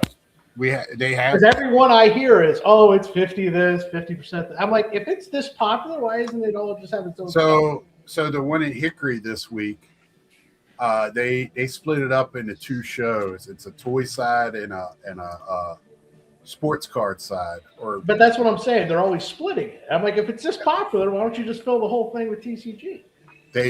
Well, when I say splitting, I'm talking about two huge rooms that are probably, I don't know, a few hundred tables in each room. It's not like two small rooms. It's two huge rooms. And so in a couple of weeks in Raleigh, there's going to be a huge just TCG event. Just TCG. They have one down in Charlotte. But I mean, because it is so big right now, the promoters, they're there to make cash, man. So if they that's why I'm just confused. Like, why do you need the sports cards at all? Just do your own small one over here. That's going to be well, cheaper. if you can get twice the size, and like I said earlier, so there's a promoter here that's been around for a long time, and it was mostly sports cards. Well, he knew if he made it bigger, he knew he could sell the tables, but those tables are going to go to TCG people. And that's where you're getting your 50-50. And to me, it's not a bad move, because here we are. You hear this all the time, and I get tired of hearing it. We got to have it for the kids. We got to have it for the kids. Well, the kids come with their parents. A lot of the parents with the little kids right now grew up with the Pokemons, so they're all familiar with it. And the kids come in, and then they start knowing how to go to card shows and everything earlier than the kids that are in the sports. Because usually you don't get into sports till you're a little bit older. So then hopefully some of those kids will trickle over to those other tables, right? So I think it's a good thing. What does it matter what's on the table? I just skip it if it's the Pokemon. But also for me, I like Star Wars cards. So a lot of times I get that type of mixes in there too. So Star Wars, wrestling, there's a lot of wrestling down. Lots. Yeah. Well, the other thing also kind of playing into kind of the question that the Brad's touching on, it depends on the promoters. Like I know those CSC guys, they rotate. So they'll have like a sport and TCG, but I'm just looking on the website right now. In September, they have the TCG Expo. Yeah. It's literally TCG. So the thing is they'll intermix the two, but the thing is also you got some dealers that are almost 50-50 at their table. So what do you tell them? Hey, leave that sports garbage at home. Yes. You gotta TCG Expo, bro. You got to split your table with a curtain. To down the middle of the table. Very tiny one. You should get like a miniature curtain. All the 50-50. I'm like, wait a minute. It's gotten this popular. There's a whole show on it. They do. They're everywhere now. Well, the thing is, Brad, for the promoters, there's a couple of them who would be like, well, fine, I could do that because it's not going to make any difference to me. But the thing is, a couple of those card show guys, so it's a chicken or the egg situation for a lot of them. If you're the card show guy, though, if you're one of the handful of card show guys, so using the example that I just used, if I happen to be down there anyway, I'm going to quickly check out the sports card booths that are there. So the handful that are there, I will quickly take a quick peek since I'm already there anyway. So there is a possibility they could draw the business from the sheer foot traffic that the rest of it is drawing anyway. Otherwise, you just boot them out, and what are they going to do? It's like, okay, well, you want to start up a sport? Sure, you can have a little shack down by the road, maybe down by you can be beside the van down by the river. Set up down there. Yeah, because that PAL group, they try to set up a show at elementary school gym. Well, those cafeteriums or whatever they're called, a little bit of everything goes in that room. And they opened it up and had twice as many tables. And I left. It was so crowded. I couldn't move around. It was too much. Well, because what I wonder about the Strongsville show, this is logistics. Because the building costs way more money than the old one they used to use, right? So is the amount of table that you're selling, are you actually making more profit than if you would have just stayed a vintage show at the other building? I bet they are. That's why I don't know. Because I bet you that they were probably doing $150 a table at Strongsville now because it's gotten popular. I would think it'd be more than that. I'd be very surprised if it's that low. Well, because most of the local shows here are $45 a table. Hey, listen, the vintage guys are the guys with all the money. That's what I keep hearing. So yeah.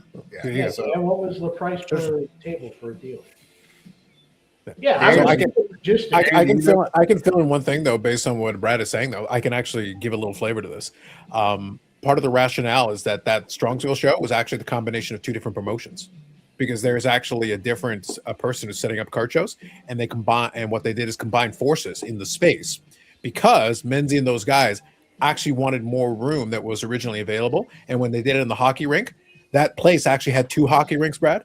They wanted the other rink, but they were told no. So they actually did want to expand a little bit, and the option wasn't available there. This alternative gave them the additional foot space they wanted, and then they could combine forces with the other guy who already had his own dealers. Mm-hmm. So Dom said that Strongsville side, which is the vintage guys, they were more expensive than the Greenies modern. I told you, Scott. Listen, the vintage people are the ones with all the monies. They got all the monies. So dealers, charge them double. You heard it from me. Charge them double. Whatever that was, double it. Yeah, I mean, I know most of the time they make their money off the tables pretty much. They're on the plus before they start making money at the door. So yeah, that's why I'm just wondering, like, the cost of the building is obviously way more expensive. So yeah, because obviously with everyone doing these 50-50 shows, renting the bigger building that's more expensive must be more profitable than keeping it small, cheaper with half, dealers. So obviously, or they wouldn't be, or unless they're just really dumb. I just didn't know there was another card show. I thought it was all Strongsville. It's all Strongsville. It's all OPG and all Strongsville. And that's the other thing is people forget Strongsville is not a once-a-year show, by the way. As he said, I got to say it for Ed. It is not the oldest running card show. To keep promoting that, the Philly show is the oldest running card show. Yeah, but Scott, counterpoint, is Philadelphia even real? I hope it is. It's in our history textbooks. I now have Strongsville in my history textbook. Much like Eric is a Guelph denier, I am a Philadelphia denier. I don't think they're real. I think they're bullshit. I think they're AI slop made up. So as far as I'm concerned, Ed is perpetuating a lie, and I wish he would stop it. He would yell at me if I didn't put that out there. So, yeah, I got to do it for Ed. Ed is in the back. Ed already has big AI in his back pocket. Like, don't listen to him. He has no idea what he's talking about. Got to work tonight. He's upset. He missed the second half of the Indiana games. They had to go to work. So, trying to help him out. Oh, so I missed your live stream last night. I'm sure you talked about it. It's probably still going on. I'm not there, but it's probably still happening. Go on. But like the expo, like to just get an idea, can you see all the showcases in one day? If you moved really briskly, you could. But I'm not talking about like digging through boxes. Just but no. But you let me explain to you this way. This would be the simplest way. Put it into context. The floor space now, the square footage now, is about half the size of the National. They've expanded it to the point it's just south of 300,000 square feet. And here's a key indicator. Here's a key difference, Brad. I use the square footage measurement for a reason. The square footage is approaching half the size of the National, but the corporate presence is 1/10 of the National. So more of it is occupied by dealers. So in terms of dealer square footage per square foot, it's more. So imagine half the size of the National, but it's even more dealers. It's skewed way more heavily into dealers versus the corporate side. Okay. I was just curious. So you could but you'd literally be like making wind sprints up and down aisles. Like it's because what they did is the hall they added to add another 90,000 square feet back a couple of years back, that was the entire expo. The additional hall they just tacked onto it. That used to be the hall that the expo was in years ago. And I remember that because I've been attending those shows for more than 30 years. So I'm sitting there going like, the addition is the old expo. I remember this hall holding the entire show, and this is the addition. Yeah, and what's the percentage of hockey these days? What's the about 85%? Okay. Still very heavy. It's always going to be very hockey. I knew 15% Pokemon, and they're all No, they've snuck. The Pokemon definitely has picked up quite a bit, but they're kind of focused because the CSC guys that I just told you about, it's almost like they sublet a section of that hall one, because what they did is they actually have like a CSC zone, and a lot of those dealers. It was weird that they let them do the subletting thing, but again, the expo guys are working with them, so it's fine. It's not an issue. But what happens is because a lot of people assumed it was only Pokemon, they wouldn't venture over there. Well, a bunch of those guys would have Pokemon, yes, but then they have a couple showcases with like hockey or baseball or football or whatever. So you could find stuff there if you actually would, quickly go by and just take a peek. That's the heaviest Pokemon thing.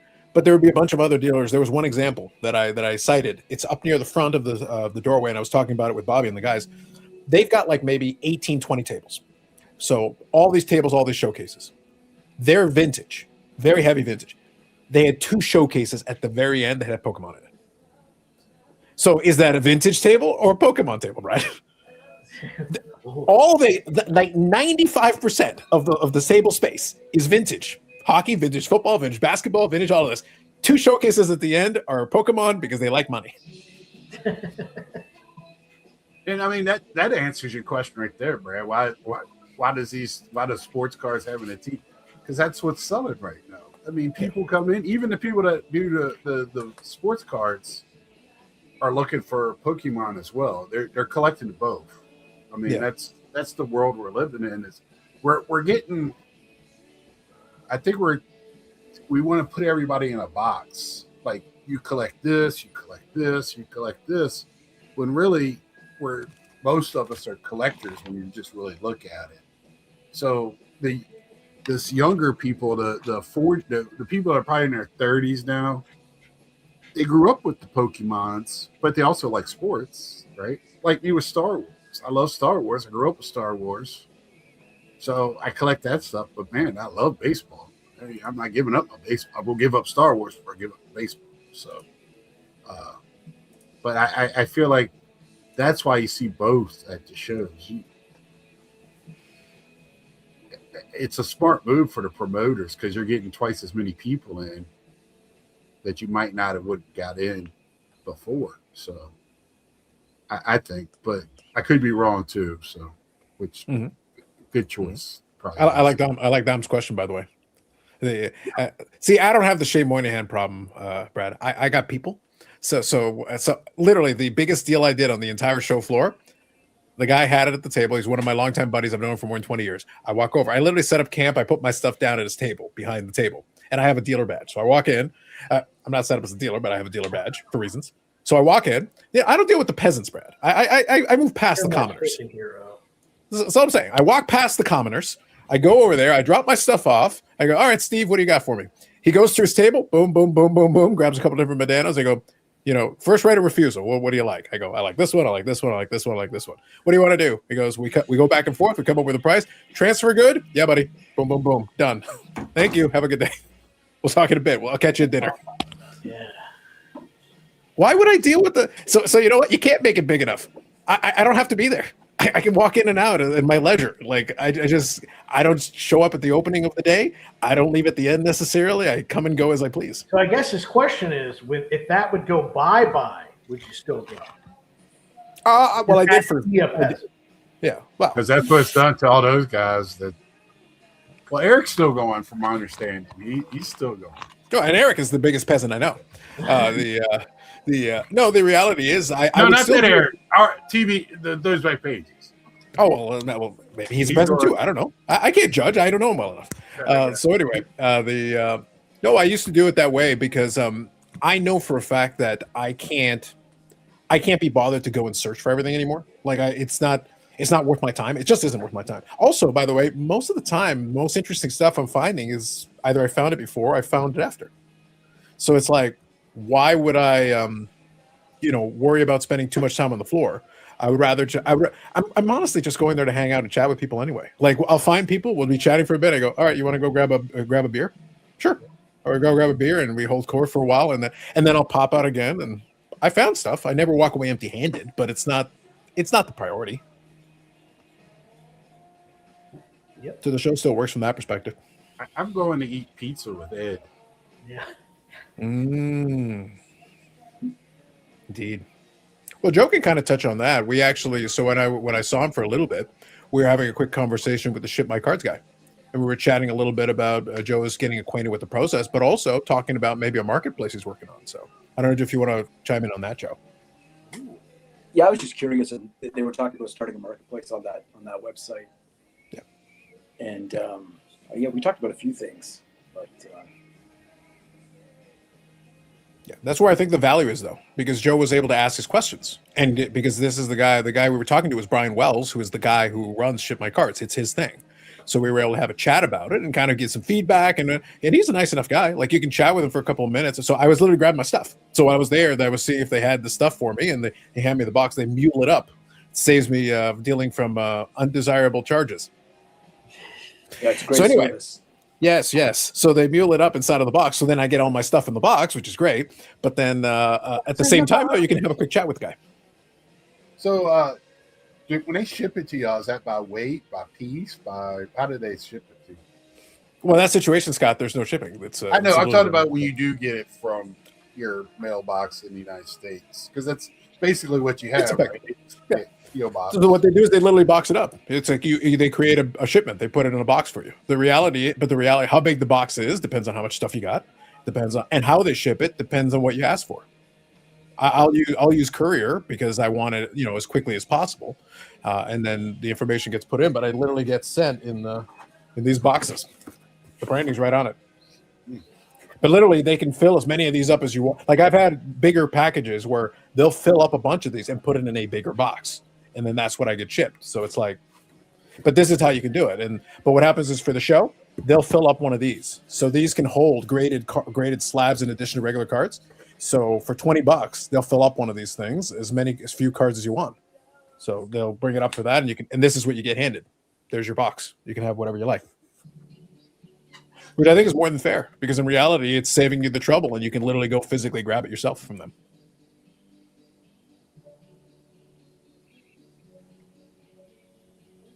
Yeah, I was watching Jacob Fatu just start beating up everybody. That's why you got ESPN Ultimate, Scott. Yeah. You would have missed out if you didn't have Ultimate. And now a commercial break. Yeah, now we're selling Slim Jims. Thank goodness. Only 3 hours and 7 minutes left, Scott. Yeah. I wish Scott would have made a Moynihan Viva the Revolution t-shirt with the beret cigar. I would have definitely bought it. Well, they're going to have to. They need to ask me. I am the creator of said Shea Moynihan image. You know, I am the initiator of the image. However, I will make it available for a minor cut of the proceeds. I have it, and I can get it done. Yeah. So, but this is what I want. But listen, if Scott wants to do it, though, I'm saying for a minor cut of the proceeds, I'm in. I have a t-shirt, guys, so I can get it done. But yeah, I'm just interested this year at the night because I'm interested. Like I said last night, I want to find out. We had a Hickory show. I want to see how the attendance was there. It's kind of it's on a highway, but it's not a lot around it. Hickory it's a nice sized town, but it's not like here in the Triad or Greensboro and Winston-Salem. So, kind of interested to see how that went. It sounds like less money's being spent, not as many people on eBays right now is going after the bigger cards, or you're finding, like, especially on I have gotten some really good deals on auctions, stuff that I would have never thought I got for the price I'm getting it at, which is great. So, I'm just wondering, I wish I could say that. with all that going. What's that? I wish I could say that. Well, you keep going after the exquisites of, 1 of 4 with the helmet. It's not a 24 karat gold merino popped up from Phil Brilliance. Yeah. Unfortunately, that's not obscure enough, Brad. Unfortunately, that wasn't even close. Yeah. Unfortunately, that's not obscure enough, Brad. I think where you can maybe, like, the best way to get it to snuck around it. Let me see if I still have it here. I might actually have it. I can probably show you to make the point, but let me see if I got it here. The thing is that you can get away with some stuff if you have more obscure items, because that way you can find better deals on some of the stuff. And I've had that conversation with different folks. I can use this one. Why not? So here, I'll show you. So I don't know if you can see that card there. So this one here is from 98.99, Be a Player. So this is when they basically came back. They started making these. This is the first year they came back under Brian Price. Now, the thing is, this is the Brett Hull autograph and all that, but this is the gold version of it. The gold versions of it are lower print run. They limit it to 50 copies. The problem is that it doesn't say it. Right. They're not serial numbered. It doesn't say gold. It doesn't say anything. You got to look at it, and you can see the gold all the way around it. The problem is, what happens if you take a really shitty picture of this? It'll look silver. With the right lighting and all that, it'll actually look silver. It'll look a bunch of different colors. It won't look gold. So this and the Medana, which I've been searching for since 98, were all on sale from a dealer out of Dallas who had apparently bought a Dallas Stars collection.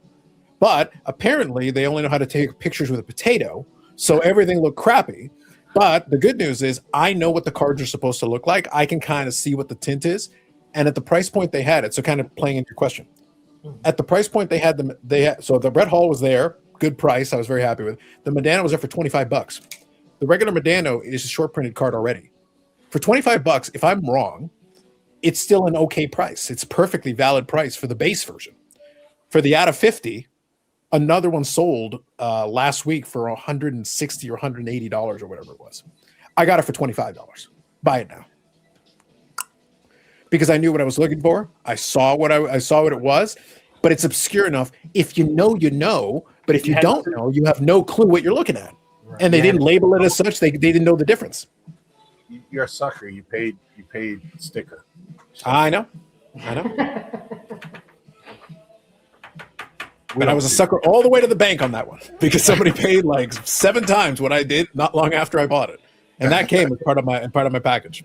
So, but it's still doable. But for that's more obscure though. I just gave you the little quirk with it. You got to know what that tint means. If you look at the card and you say, "Oh, that's an autograph," oh, that's cool, but actually you wouldn't know it's short printed to a print run of 50.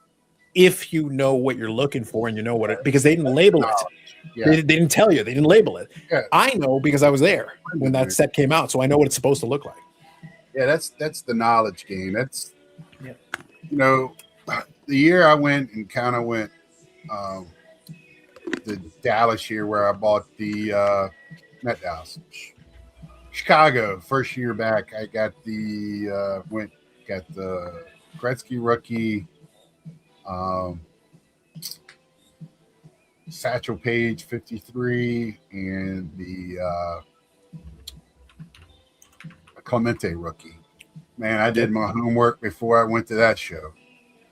So I came out ahead because I already kind of knew what the prices were going to be. When I couldn't believe I was buying them on the first day because of the prices, and I still got a little bit off of what they were. So I got a better Gretzky than I thought I was going to get because I paid better just having the knowledge of what's out there. So I thought it did pretty well now. Yeah. But the problem is, though, in contrast, Brad is buying stuff that most of the guys who are bidding on it, they know exactly what it is. Like you're not gonna fool them. There's no trickery. You know, again, in the game, be a player. They did that for years. They would have stuff where like you look. I bought a different one that was like 4 different memorabilia pieces. The print run on all those is 10. It doesn't say anywhere. You gotta, as soon as I see it, as soon as I look at it, I go, yeah, that's the out of 10. How do you? Well, because I know, because I was around when the set came out, and I know in the game's tricks. So I know if I see that, no, actually that's a hard one to come by. So I got it on a great deal, and that happens all the time with those. But if you have no clue, you're just sitting there, okay, it's a neat card, but I don't get why it's such a big deal. Oh, go find another one. So, Carlos, out of that AEW, have you seen a checklist yet for their flagship coming out? It's usually about 2 weeks before it's supposed to be released, and I think they're supposed to be in June. I'm actually on the mailing list, allegedly. So when the checklist shows up, I'll hit me up and I'll send it to you. All right, because it's interesting. Allegedly. I would like to see if the doctor's on there. I doubt if she will be, but it'd be interesting. 50-50. I don't know. We'll see. Yeah, it's let me get caught up. Like the checklist is getting small. I've got most of the stuff now. Yeah, and I kind of want to see if some of the newer people they made it or not. And I like some of those rests. I don't know why they got so many of them buried on the other show or on the other group. It's just ridiculous to me. Trying to save ROH. I don't get it. But so you just lack honor, Scott. Where's your honor? How dare you? Well, the only way you can watch it is on their dumb website. So, well, actually, they've got it now on. So now they've got so the way I used to watch them is that Triller used to be the one that had the streaming thing for AEW, but now they've created My AEW. They've got one. It's all encompassing. It includes ROH and AEW. It's all in one. Where you have to pay for that, right? Well, yeah, you have to pay for Triller too. But the thing is, it also includes the pay-per-views. Oh, okay. Yeah, because so for the price you get ROH, you get AEW, you get all the pay-per-views. It's actually not a bad deal. Yeah, because now NWA is on TV, and the World League of Wiffle Ball is going to be on. Yeah, that's still my favorite thing. When Victor Googled MLW and came up with Wiffle Ball, I was just sitting there like. Well, he did it again this week, and I didn't have the heart to correct him down below. But listen, bless his heart. Bless his heart. On Live Golf, the reason they use the Roman numerals is because they only play 52 holes. They don't literally call it 52. It's called live or live, either way. But they spelt it that way. It's a double thing. Mm-hmm. That's the reason why they spelled it that way. With the look, I appreciate that someone at least knew Roman numerals.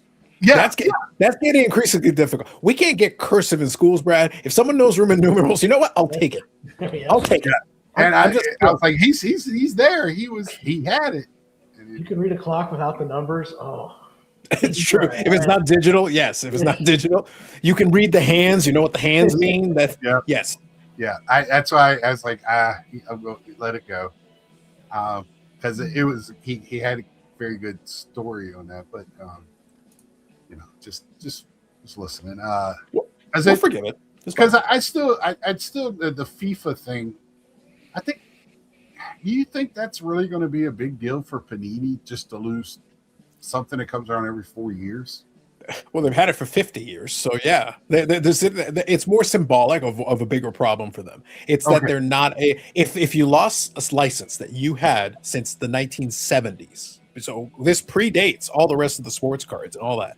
They were the ones doing the stickers. So all the like the big soccer guys, their rookie cards are all stickers because that's all that was available. And all that. Yeah, and it was Panini, and you got to remember, Panini is based out of Italy.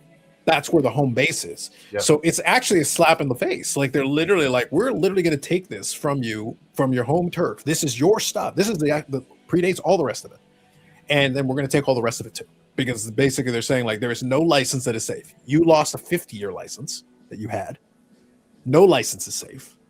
They're basically saying you should have sold to us when you had the chance. You had an offer and you were being stubborn. I brought up last night that Upper Deck should be kind of making sure their shit's covered with NHL because they got to be coming after that. That's the only big one left in the United States, and I don't know how much money Fanatics has to do it, but it seems like they have an endless abundance of it. So. Well, a part of the thing, though, is part of what Sweden's the deal that Fanatics is able to do that a lot of these other guys can't is especially with the NBA and the NFL, they did an equity deal. They said, yes, we'll give you a crap ton of money, but also if we grow the business, you guys are also getting a cut of that. So if you're looking at it from the NHLPA, the NFLPA, the NBA, and all those guys, they're like, wait, so we get more money if you make more money? That's how they're enticing them and saying, like, look, we need you to sign this shit. Sign it now. Sign it on time. That's how they get the WWE guys. WWE has, I don't think they have an equity deal, but they have a sweetheart deal too. So then the other part is that if you notice, all the WWE folks are signing on card. Oh, do inscriptions, do this. They're like, oh, the patches, for the at WrestleMania. They got. How do you get them to do all those things? By offering them a crap ton of money. They're like, you will do all these things because we are giving you. I'm going to slap you with these $100 bills. I'm going to keep doing it until you just do what I say. So this is some of the new Chrome that I got retail. It's not bad. I mean, it's good stuff. It's stock. Little Coco Beware, yeah. You got some cool inserts too. Here's a trivia thing for you, Scott. I've been to 2 WWE events in my entire life. I went to 2 live events in my lifetime. Oh, really? Yes. Both of them in Toronto. And the first one that I was on, the first one I watched, Coco Beware was on the card. Jeez. Did you flap your wings when you came out? Or? No, that wasn't my deal. But he was on there. So he was it was high energy. It was him and Owen Hart when he had the parachute pants. Wow. The main event was Ric Flair and Macho Man Randy Savage for the World Wrestling Federation Championship. WWF, kids. F. I can't remember. Did I ever go to a WWF show? I started going during the Monday Night Wars. I went to a lot of shit for both. I've been to one King of the Ring one time. Yeah. Well, that one worked because it has nostalgia in 3 levels. So you got the Toronto thing. Again, Macho Man Randy Savage, one of my all-time favorites. Wrestling Ric Flair in the main event. That's a pretty good one with the World Championship on the line. But then it was in Maple Leaf Gardens. So I saw it at the Garden. Are you serious, Josh? They were on a golf course tonight? Well, there's a golf course gimmick to it. I don't know if they're actually planning on a golf course, but there is a golf course gimmick to it. It's related to something that the TV network's doing. I think it's helping promote something. I forget. Okay, because I was at the night WCW. I went to a lot of WCW. I was there the night Goldberg had his first loss. Oh, so it was your fault. Washington. Nice job, Scott. That was in the killed them. Yeah. Mm-hmm. I was there tonight that Sting turned Wolfpack. Okay. There you go. Nice. I was there tonight DDP walked out. That was in Richmond. Yeah. So I went to quite a few. And you got Eye of the Tiger going on in the background. I like that bonus. That's not me. That's probably That's Jeff. me. I was going to say. I haven't heard his music all night, but now I'm going to be demonetized. Jesus Yeah, Christ, no. Look, Joe wanted the Eye of the Tiger. I don't know what to tell you. Let's throw a little fight. Well, Scott, we better hit the hay. Congrats All right, on 8 buddy. years. Hopefully, you get 8 more out of you. Oh yeah, I'm Right. not going anywhere. It just like I did do it partially for the 8 behind me. Partially, I was looking through my videos about a month ago and did not realize I was thinking 4 or 5 years, and I was like, "Holy shit, I've been doing this for almost 3 years." So I was like, I'm gonna say a little something. Oh, Josh went to WrestleMania 18. That was in Toronto, too. That was a good Yeah, one. I always that was on my bucket list. Now it's on a no. Actually, Well, I don't now like it's trash. it. Yeah, now it's trash. I don't want to go, and I'm not paying that much to go. I wouldn't pay $69 to go sit at an AEW event in Greensboro. I'm not going to pay that much and have to fly to Vegas. But Brad, thank you for all your support and everything. Thank you for what you do for the hobby. And brother, I will talk to you tomorrow. Nice seeing you, Brett. Always Yes. good seeing you guys. See you, Brad. Bye-bye. All right, see you. So Scott, I got a fun trivia. Since I knew it was 8 years, so not only did I pull out the piece of paper, I figured I'd be going. And Josh, I'm a little bit jealous because WrestleMania 18 was a good show. That was a Yes, good one. it was. That was still when that was still very good. I watched So yeah, and I think I've got the DVD still. Amazing show though. Like that was actually still very good. The Attitude Era was technically over, but that was still like the last great show to me. Like post, there was still some good stuff after that, but it steadily declined very quickly in the years that would come. So I decided to go back though. My YouTube channel goes back years and years and years, but I was actually curious for myself what I was doing on the channel in 2018. So is it exactly 8 years, Scott? So was it in May of 2018 when you guys started? Is that the correct timeline? Do I have it right? Yes. So I started, actually, my first video was May 10th, 2018. All right. So I went in back and I actually was looking at it because obviously I got hundreds and hundreds and hundreds and hundreds of videos over the years. But it turns out the Big Scott 35 channel got its start during a brief dark period in the channel because I had been doing all the Blu-ray stuff. And now I'm known for my consistency and my unwavering, never stopping. The train keeps rolling on. But there was a period of time there in 2018 where I had stopped doing the Blu-ray stuff and I had actually was about to switch over to the sports car stuff. The sports card stuff started September 2018. That's when I got going on that. Obviously, I was doing the videos before that. But the last video that I made right before I got started on that, do you remember the Alliance of American Football? Yes. Yeah. So I was basically just making different videos on different things. I was basically trying to figure out, Scott, what I wanted to do with the channel. I still had the channel and I'd already done videos on other stuff, the Blu-ray stuff and different media pickups and all that. But I was trying to figure out what I wanted to do. Yes, I appreciate the reverb. I can hear that. The fun part for me was when I went to go looking for it, the last video I made was about the Alliance of American Football. It was called What the F? AF. Did they come out with, I think I bought a box of their football cards. I think Topps made cards for them. It was very brief. Like it wasn't good. It was very funny. So yeah, March 31st, 2018. That was the video about the AAF. And then the very next video on the channel, the next video, September 11th, 2018, that was the 2018 Panini Unparalleled Football Box Break. And that was the beginning of Sports Card videos on the channel. There you go. So I have 1.3 thousand videos at this moment. So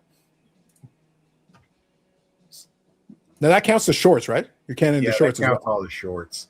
Yeah. So yeah. Okay. I mean that's kind of cheap, but still, I'll take it. Yeah. I was about to say, I was like, I think I've done like 1,200, but it's like, yeah, I don't do as many shorts, so that'd be a little different. I'm doing the pack a day, and I don't do it every day, but when I think about it, I try to get it done. It gets my fix in and my shake of opening a pack, so I try to do some random stuff here and there.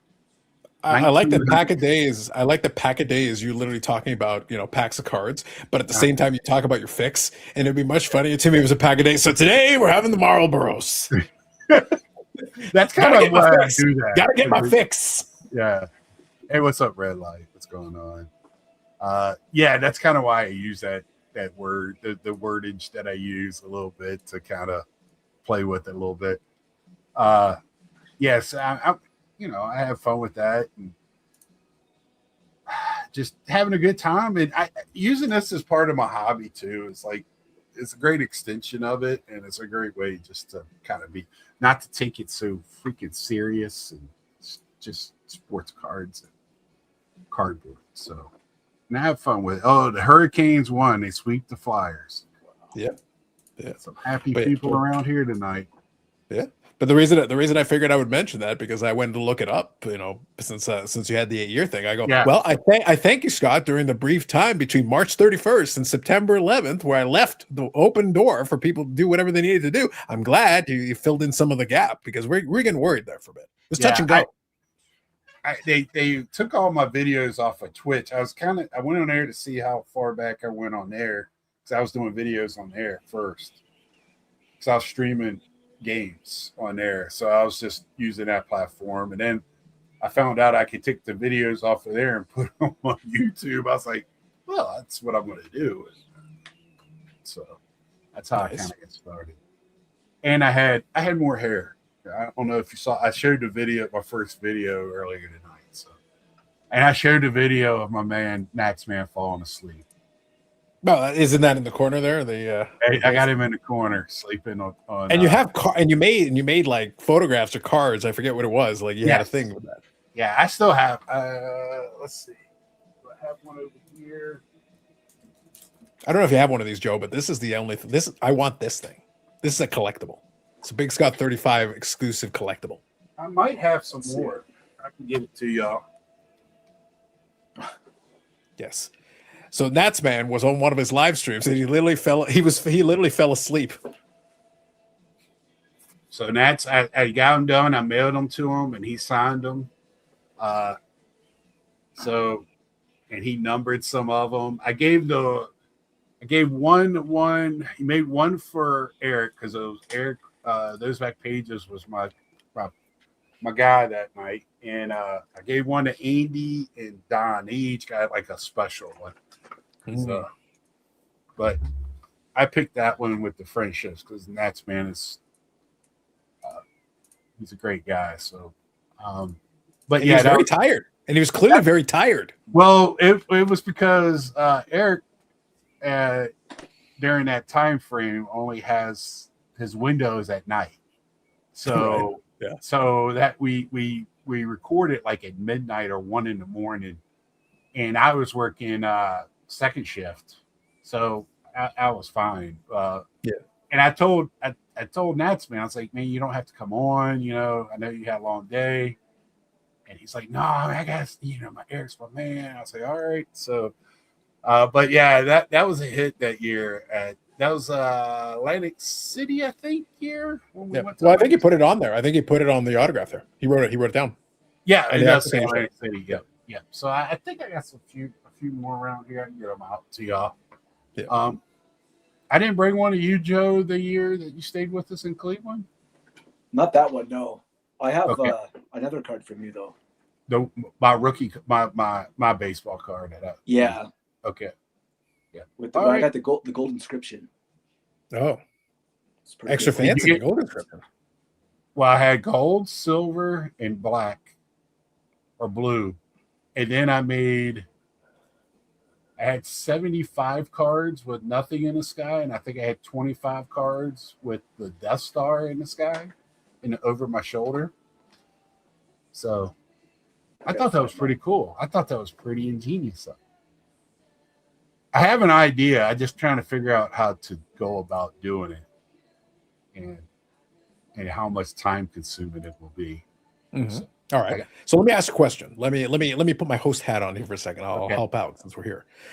So obviously, I missed the first little bit. I was actually on a phone call, but I figured. Yeah, also, I got confused because originally you said 7. I remember that, but then I saw that the placeholder for 8. So I was like, so is it 7 or is it 8? That's my fault. My fault. Yeah, Joe, I'm being beguiled by trickery. There's trickery happening right there.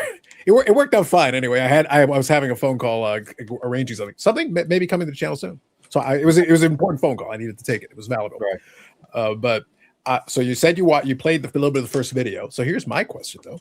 So in that first bit while I wasn't here, did you do any reflecting on the channel? Maybe you learned anything, or did you talk about any of that? Yeah. So the one big thing is what I was opening. I was opening a box. Okay. Yeah. Of Bowman Jumbo baseball. So I was like, it was affordable, so I could get it then. Yeah. That was the big thing. And just how my camera, I always go back and look at old videos just to see how far I've come and stuff. Yeah. And, I had some hair. I didn't have a lot. I still had some. I had it in the front. So I could fake it a little bit better then. And it was more brown than gray.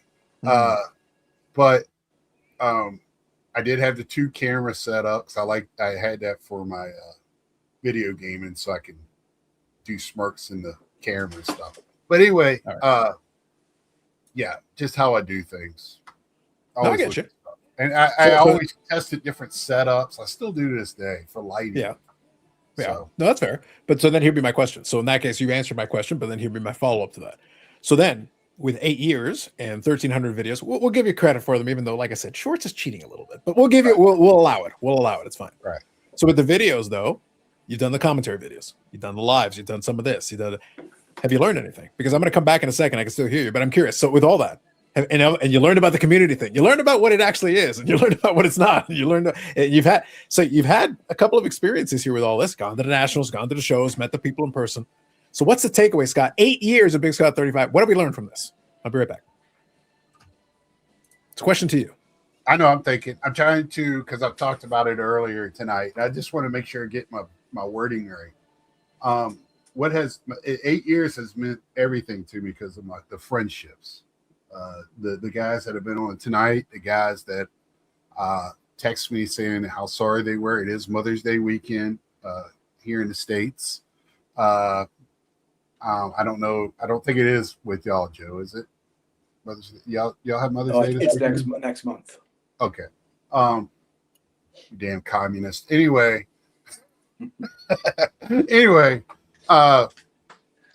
It's like I said, this is a great extension of my hobby. I could talk through things. I could bounce things off of people. I think my chat, I don't have a huge chat anymore like I used. I had a very good chat there for a while on Sunday nights. Things happen. Now it's small, but it's consistent. And we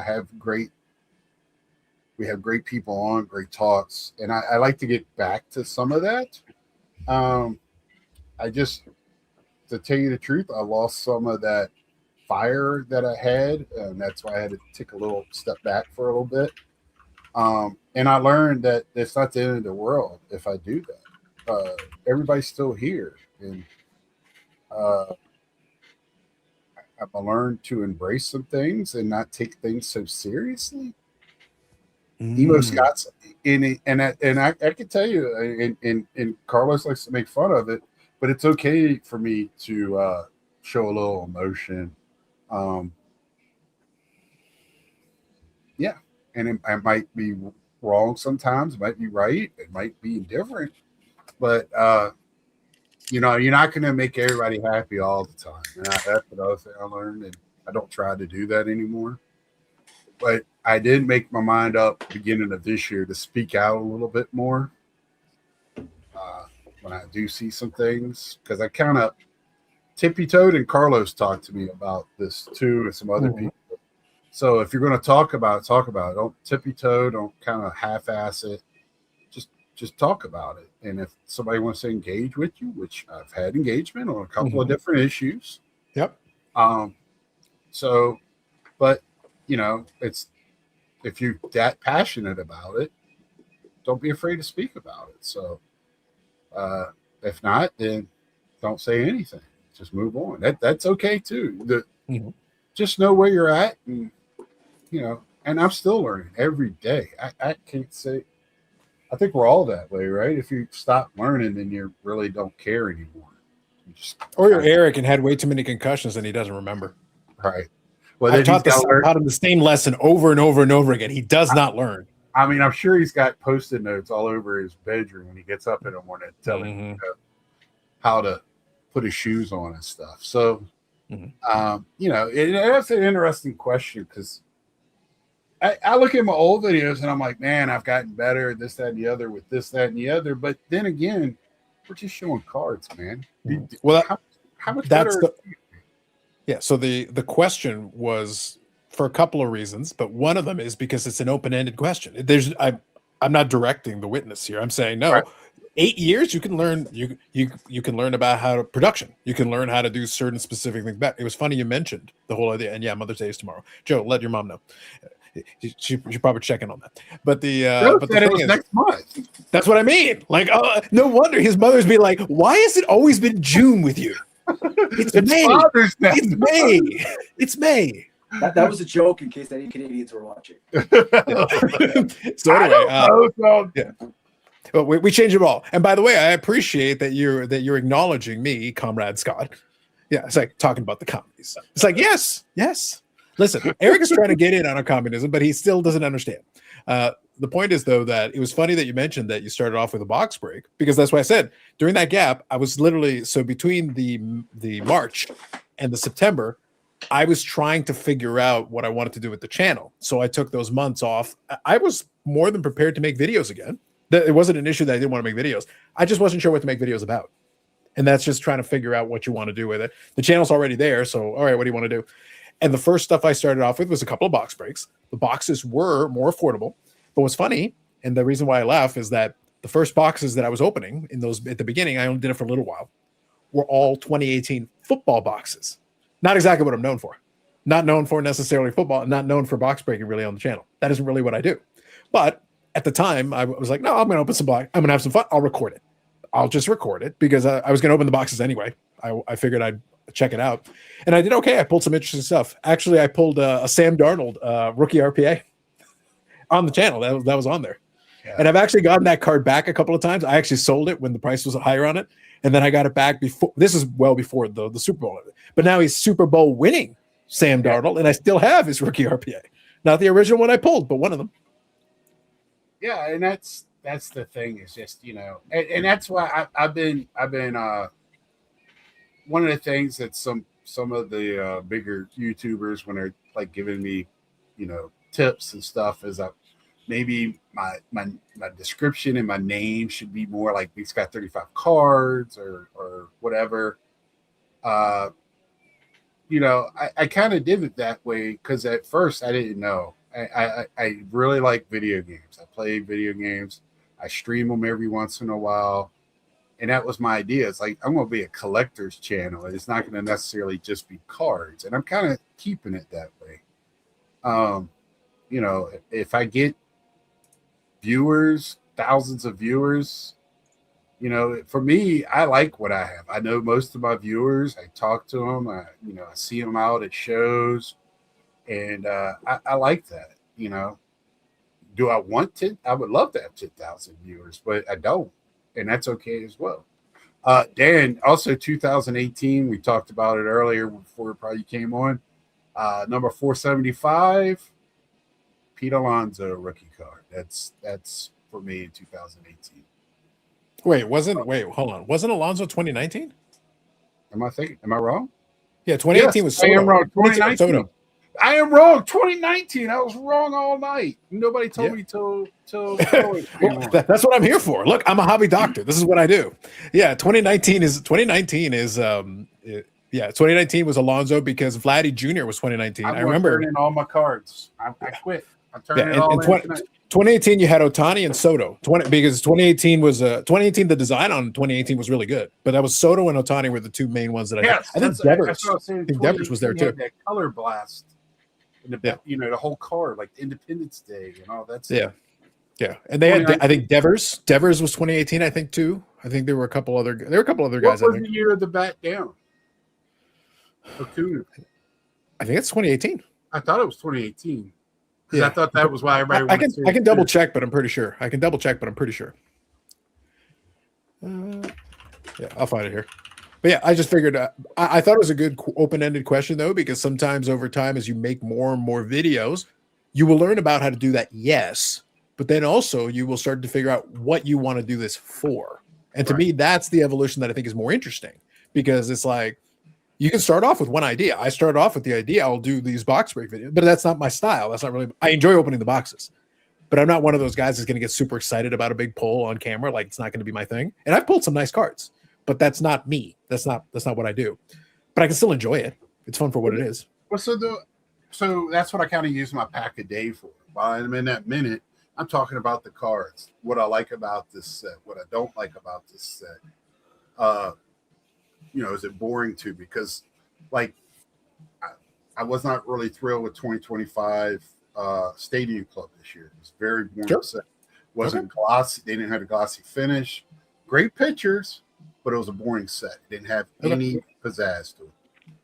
So opening up one pack a day instead of doing a whole, box of it at one time, you just zip right through it. But you actually take your time and open it. You start noticing little things like that. So I like doing it that way. I really, really enjoyed it.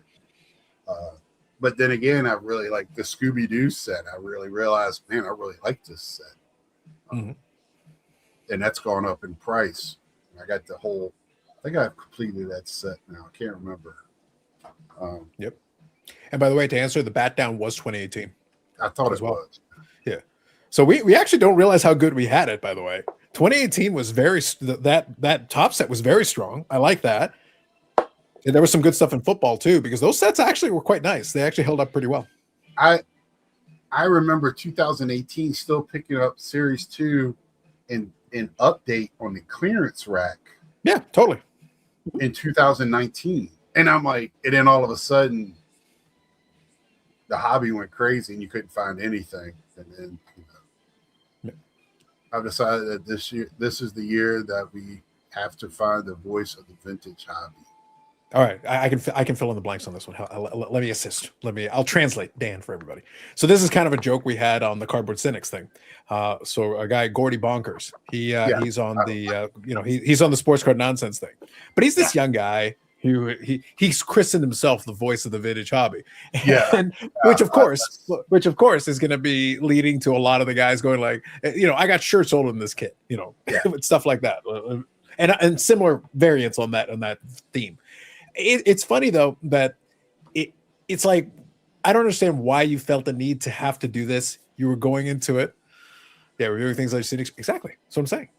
What's funny is that I have more vintage bona fides in my little pinky finger than this kid has, but Lord knows he's trying. So and the irony, Scott, true story. As we speak on the Big Scott 35 8-year spectacular, I purchased a card on eBay that I had set a snipe for, and you know what it was? It was a 1961-62 Parkhurst Johnny Bauer vintage, purchased during this very show, Scott, as we speak. Right. Awesome. As we speak. I just think that because I didn't know who he was until y'all brought him up. Yeah.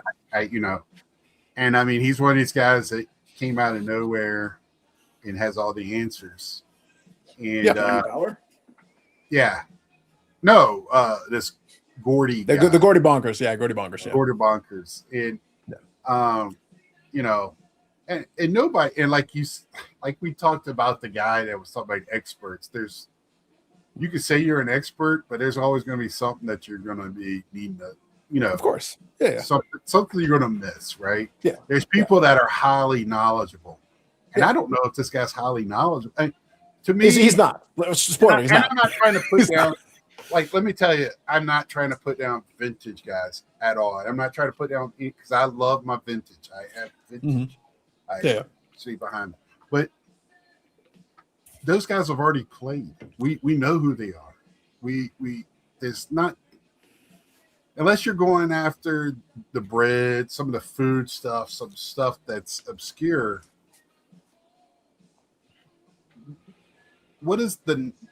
If you have any knowledge of baseball whatsoever, and you're looking for, cards that are gonna Hall of Famers, I mean, you just pick up a Hall of Fame book and you see who to buy. And I'm not saying that modern. That's why I actually had some vintage guys tell me that they're scared of modern cards because it's so much and they don't know what to buy and all that. So where do you need the knowledge at, right? So it's all on what you like and what you're looking for. That's what it comes down to with the knowledge game. Yeah. But Well, there's also pockets. Like when we talk knowledge, there are pockets. So I kind of want to incorporate Joe into this because I think he'll understand what I'm getting at here. Using the Expo as an example, there's a bunch of guys who are specialized in certain specific things. Like they know this thing cold. But then you ask them for something outside of their knowledge base, and all of a sudden it's like you may as well be speaking a different language. Their eyes will gloss over. They don't know. And it doesn't mean they don't know cards, but it means they focus on this. There are certain guys that I know can speak with knowledge on vintage and all that. There are other guys that have better understanding of modern, and there are some guys that are some of that 90s stuff. Some of that 90s stuff is really tough. Like I could, if I say Zenith Dare to Tear, there's a whole group of guys who, yeah, I remember that set. Yeah. Because it was a very specific thing from a very specific time period. I can literally explain it to you front to back. I can show you examples. I got them. I can show you what they look like. I can show you how it worked, and I can explain the whole concept to you. But you kind of had to be there. If you didn't know and you weren't around during that, because it was a very brief window, it only existed really for the 1 year that they tried that concept, because then Pinnacle went out of business right after that. That. So it's a one-shot deal. If you know, you know. If you don't know, you're not going to know. You're not going to have a clue. Well, why do people care about that card? So because that was a particularly difficult card to pull, and there's this factor. So So Scott, am I an expert at that because I know that specific thing? No, but I was around during that time. I know those sets. I know that. But if I want to talk about the Medano stuff, because he was in the 90s, was his main era, I can speak to all kinds of those sets. Pinnacle produced amazing stuff in the 90s. Right. They're gone. They're not around anymore. That's part of the deal. I have two guys for my hockey card stuff that I always contact when I have questions. And I mean, that's the thing is like my Rolodex is, I talked about friendships and that. I have a huge Rolodex now, people to call when it's outside. I know I've been at card shows and I was like, text Mike O because I know he's got the whatever for vintage cards. You look up pricing and stuff. I found a Clemente, something with him that was graded. I ain't never seen it before. And he helped me out on what the pricing was on it. So, I think I might even text Lou Rock that day if I'm not mistaken. And I got it. It's up there. But that's like I said, it's most of the time it's an experience thing more than having studying thing, right? Because usually knowledge is like we think of book knowledge and stuff like that, where like the experience is where most of our knowledge comes from. Yeah, it doesn't hurt though. Like there's nothing wrong with like I used to read some of the articles in the Beckett magazines when they actually wrote articles. And sometimes there was good information in there. Sometimes there was some good stuff that you could then draw from and hang. So basically you're absorbing all this information. We used to have forums and blogs, and a lot of times there's some really good takes. Back before this became the venue for a lot of stuff, and Instagram and a lot of these things, the forums used to have people that were super knowledgeable in certain things. And if you already knew, they could fill you in. They teach you all these. Well, then take it with you. That's the reason I know about T206 is because somebody on Net54 wrote a whole ebook on it. There was a PDF, and it was detailed. This stuff was really good. So I read that. And so I know some of this stuff, so I remember it. So I was going to say, like, yeah, hockey, I can talk to you about that. But guess what? I know about Pinnacle baseball, too, because I was a baseball card collector. So guess what? I know about that piece. I'm not limited. I'm not stuck to one lane. I have information from all these lanes. Yeah, and I mean, I'm not saying you don't read and stuff and get knowledge from that, too. I'm just saying, like, most of we get is, and I mean, that's kind of what I do. If I want to learn something, especially now, if I want to learn stuff, especially in the vintage, or you said 90s, I'm not well versed in 90s like inserts. I start looking at YouTube channels. Who's doing that type of thing? Who's talking about it? And start watching that. That's how I learned how to cook on my smoker, was watching YouTube videos. So YouTube is a great tool, and great tools are on it. Yeah, and you can find some people on there that act like they know what they're talking about, and they're dishing out some and I think information. And I think in my 8 years, we've got more of those than we've had people that are really sincere and love this hobby. We have plenty of those too. I think we got plenty of those that came, but I said before, we have a lot of collectors and a lot of people that love this hobby, but it just seems the loudest voices in the room are maybe some of the bad actors. So, but people tend to love them. I don't get it. But anyway, you know, thank goodness, you know, I'm glad that, you know, Jeff Wilson used his voice this week. I'm glad, you know, I wouldn't have been mad if he didn't either, but I'm glad he did. And we're not going to talk about it, but I'm glad he did. And, you know, I hope other people stand up and when something's wrong and use their voice when these big channels. That would be nice to see that. Not just use them for anger and hate and fighting each other and everything else. So I'll tell Eric to stop it. Like it's really become too much. right.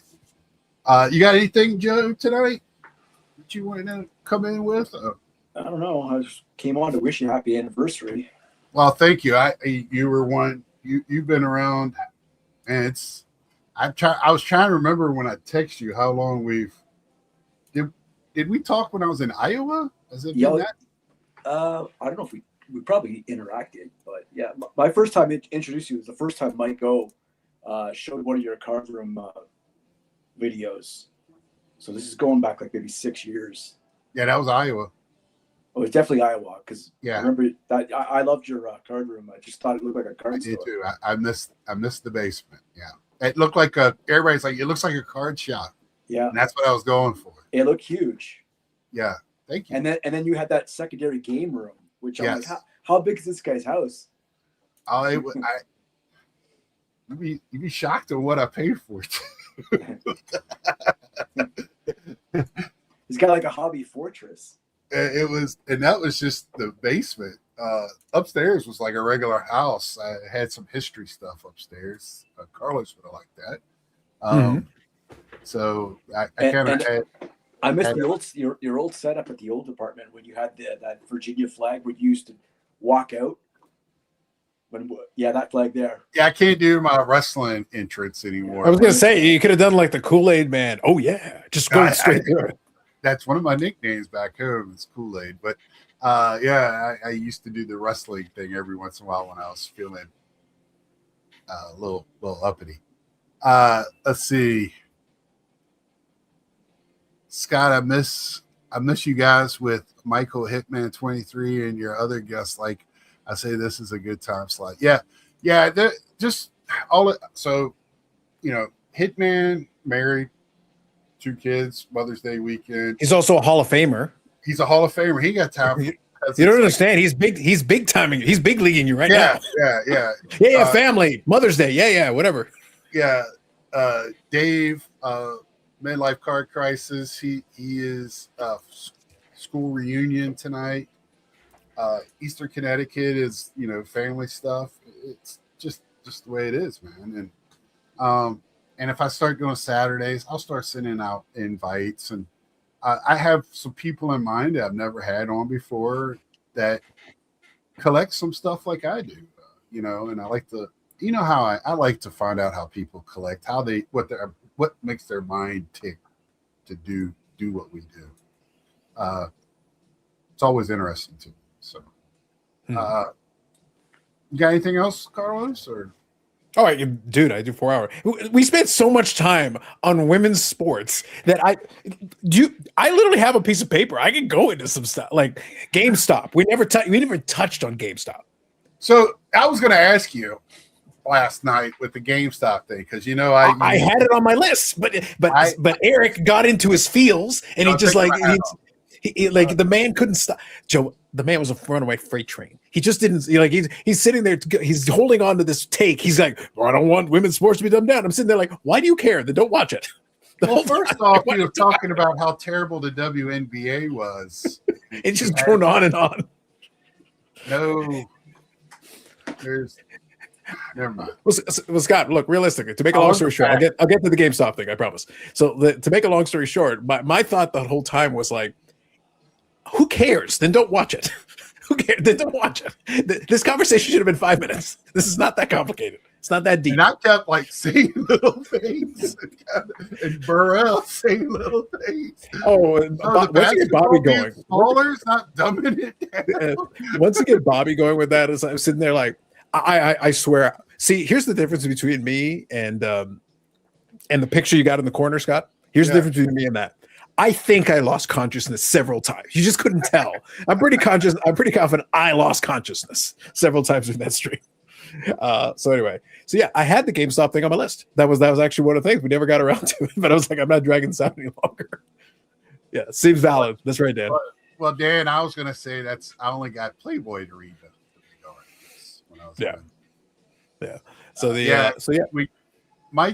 reason Mike doesn't show his face is because he is not only is he talking on the stream, he usually has at least one sports program up, and he's fulfilling orders. So Westergriff I don't know why he doesn't show his face.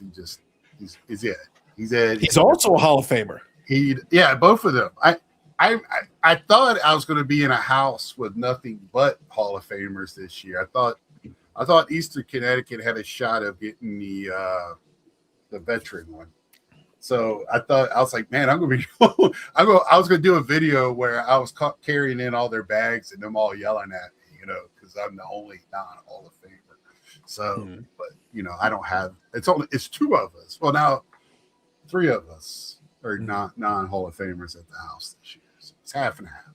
Yeah. So anyway, truthfully, like I had this little piece of paper there. I put 4 bullet points, and 2 of them we never got to. We never came close. Well, the GameStop thing is interesting because they were trying to buy eBay and didn't have enough money to do it. Yeah. And then there's a couple of loopholes to this. So let me touch on it. Well, this is a big Scott 35 exclusive. Let's do it. Let's have the GameStop conversation I never got to have.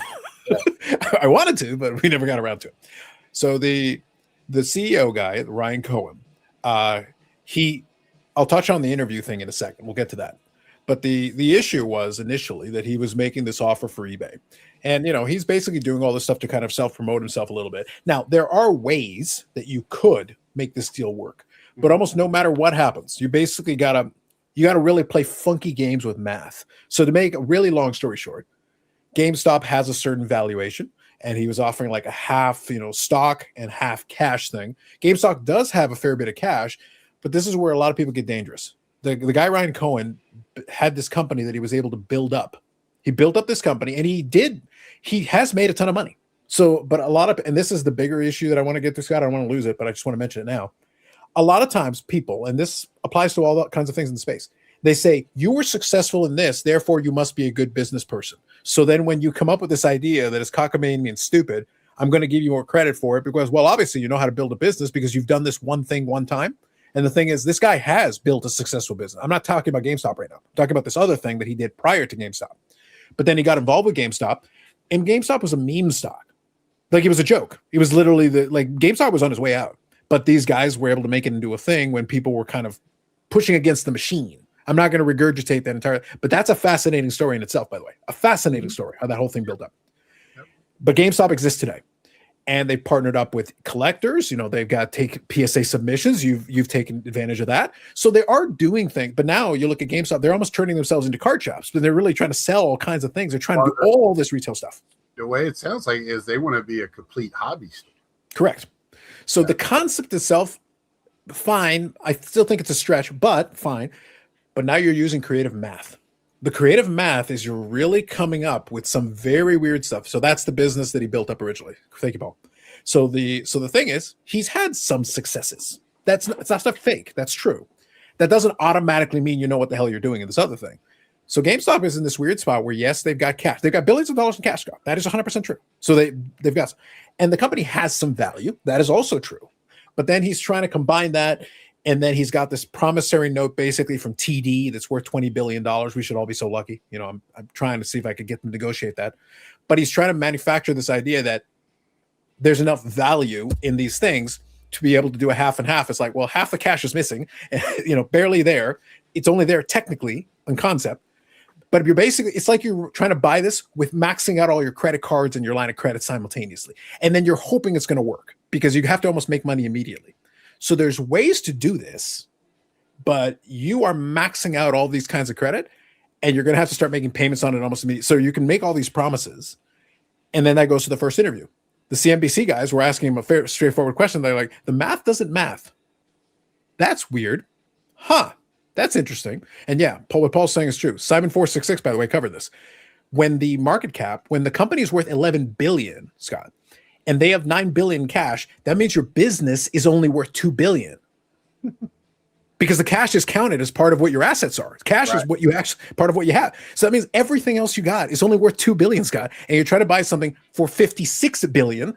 56, that's a big number. Here's 11. And you're somehow and then you've got a promise, an IOU from TD for 20. Well, Scott, that is 31. 56 is where's the other 25 billion coming from, Scott? There's another 25 billion that are missing. I know Joe's good for like 24 and a half, but I'm still missing $500 million. Right. I'm still a little light. Yeah. I still don't understand what my gosh, what are you trying to do? Why, what do you, I mean, I understand eBay is a money making machine, but still it's like, so it's like, wow, what are you trying to do? And then did he really turn around and sell his shares? So now he's not the majority owner or CEO of what? Sorry, of which thing? Is he the CEO anymore? Didn't he sell like a lot of? He's the CEO of GameStop. He's the CEO of GameStop. So yeah. Okay. Yeah. Because I was sitting in there, I was trying to follow it. My brain doesn't. I like math, but not that math. Yeah. And I'm so that's the reason I'm really simplifying. I really don't want to. I could totally go into the weeds because I don't mind that stuff. But at the same time, like I would lose half the people. Like that's not worth it. All you need to know is the math doesn't math here. You can. There are ways of being really clever. Like you can get other investors. There are ways you can try to make this work. The point, though, is right now, as it stands, you're basically proposing to me that you're going to make all this stuff work with magic and imagination and a lot of credit card debt. Like effectively, like not technically, but effectively is what I'm talking about here. That seems silly. And then the whole, what Paul's talking about, that CNBC interview. So he came off, the CEO came off looking like a complete asshole. And the thing is, he might hate their guts, but number one, so this is my point that I was going to make a video about this, but I just ran out of time this week. You are a CEO of a company. You're going on there on the episode trying to convince potential shareholders to agree with your plan, Scott. You're trying to sell them on this. You're a salesman right now. You're actually trying to sell this on this idea you have. So you come off like an asshole. They're asking you a very straightforward question that you should have an answer for. And number two, you agreed to the interview. Now, after the fact, he went and did another interview. But the other interview, he was a lot, more nice. He was more agreeable. He was Simon saw that and he was a lot more impressed with that. But the problem with that is that even though you were a lot more impressed, phone go off.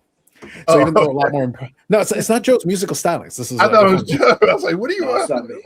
Yeah, we got a little more hard rocking going on that ringtone. But anyway, the thing is that you can make some of these things work, but the problem is you did such a bad job in the first sales thing. I'm not giving you a pass. I'm not letting you go into the second one and be like, oh, well, now it's fine. Now you sound more reasonable. Well, you sounded like a moron the first time. The problem is if I'm a shareholder, I don't trust you. You've already broken my trust because you had your first opportunity to sell this concept. Again, I don't think you're maths.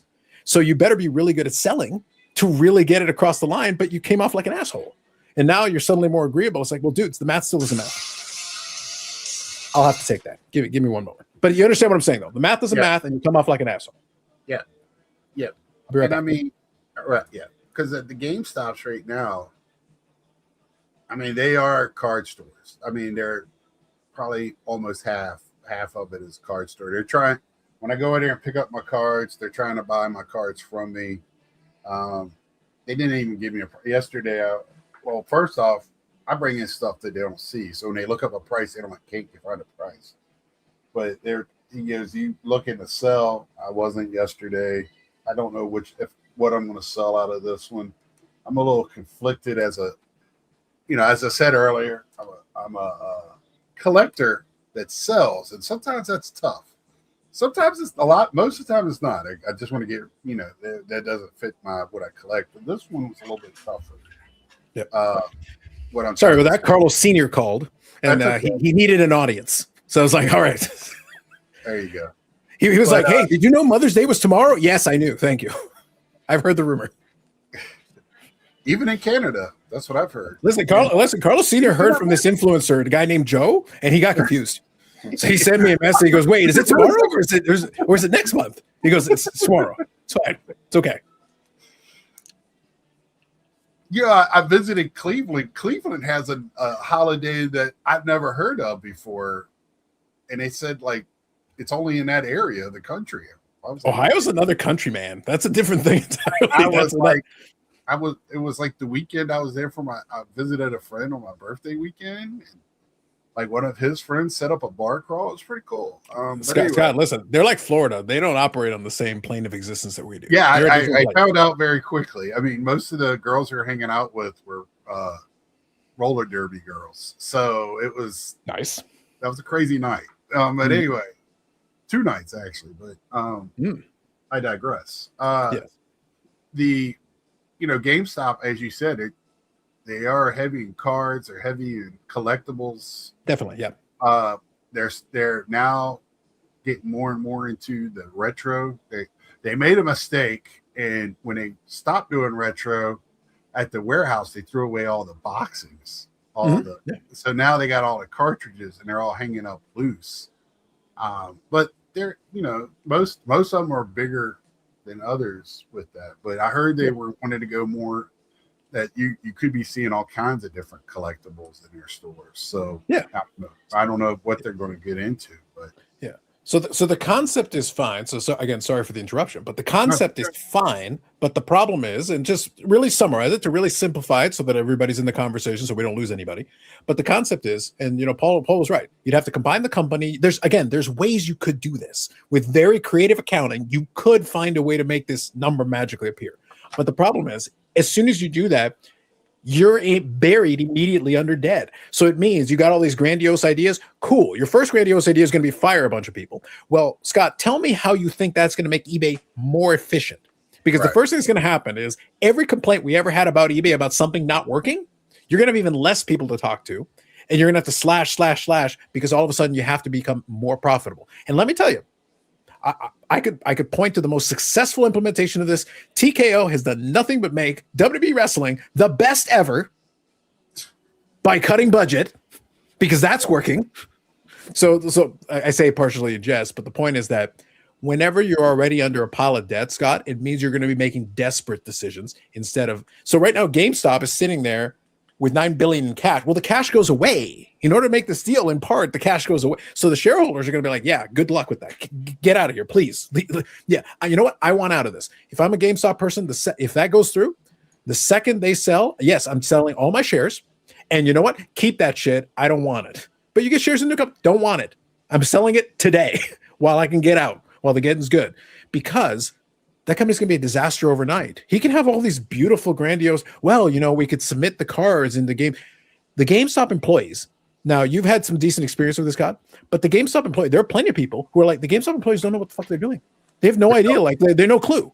So imagine if I'm now asking them to do more and I'm paying them nothing. They're like, your fucking cards, screw that. Whatever. So you're going to have them, to take scans and create an eBay listing for you? Like, what's your plan? And you're taking these minimum wage employees and you're saying, and they're like, it's upside down. It's inside out. It was rumored, a few months ago that Collectors was going to buy GameStop. That was a rumor a few months ago. Yeah. And in part because Matt is on the board. Yeah. Right. And I mean, and that makes sense. But another outlet, I mean, now they're in Dick's, Fanatics, but so is Panini. But I mean, it just seems like Fanatics is working with Dick's Sporting Goods hand in hand. Well, also in that scenario, Scott, it's the opposite. It's Collectors buying GameStop, not the other way around. Right. So they're basically saying, okay, you got these REITs. But the thing is, for Collectors, right now, the deal they have is already pretty good. They're getting the submissions. I'm not convinced. So maybe to summarize this way, the CEO guy has had his success. He has built a company that was able to be successful building up. That's true. He is currently the CEO of GameStop. I'm not convinced GameStop is successful right now. Right now, they're still a meme stock.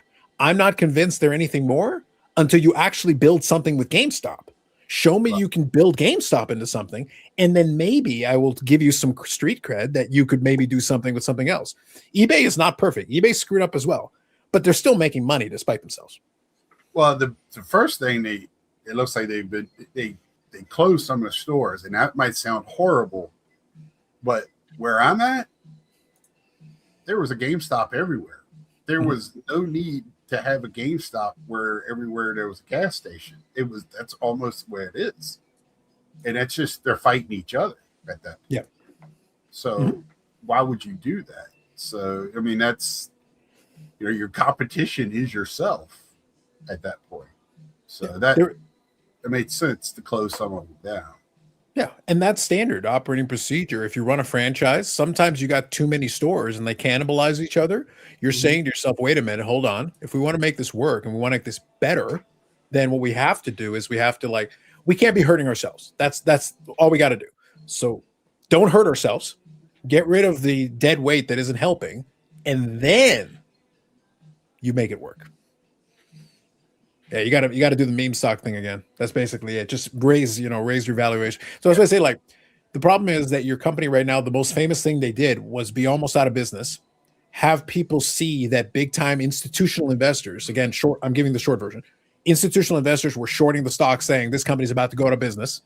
And then a bunch of regular people, and Robinhood was involved in this too. They said, "Oh, I'm going to buy all the shares," and then it just kept going up and up and up. And then when it came time to cash out, a bunch of those people couldn't, because Robinhood turned that off. And, questions about that. Hey, wait a minute. Did you do that on purpose? You know what happened with that? So the point is, a bunch of money got dumped into a company that was on the verge of, and it saved them. And then this guy floats in, and now he's the CEO. He's an arrogant guy.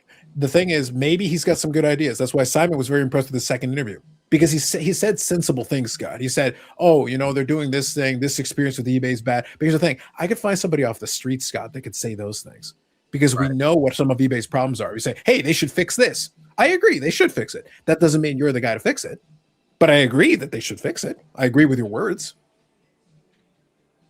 Yeah, words are words. Correct. That it was intriguing to me because it just came out of nowhere, and I go to when I do hunts, because GameStop's great for a multitude of things, cards and games and collectibles. I'm not doing the collectible side anymore. I got most of that stuff going, but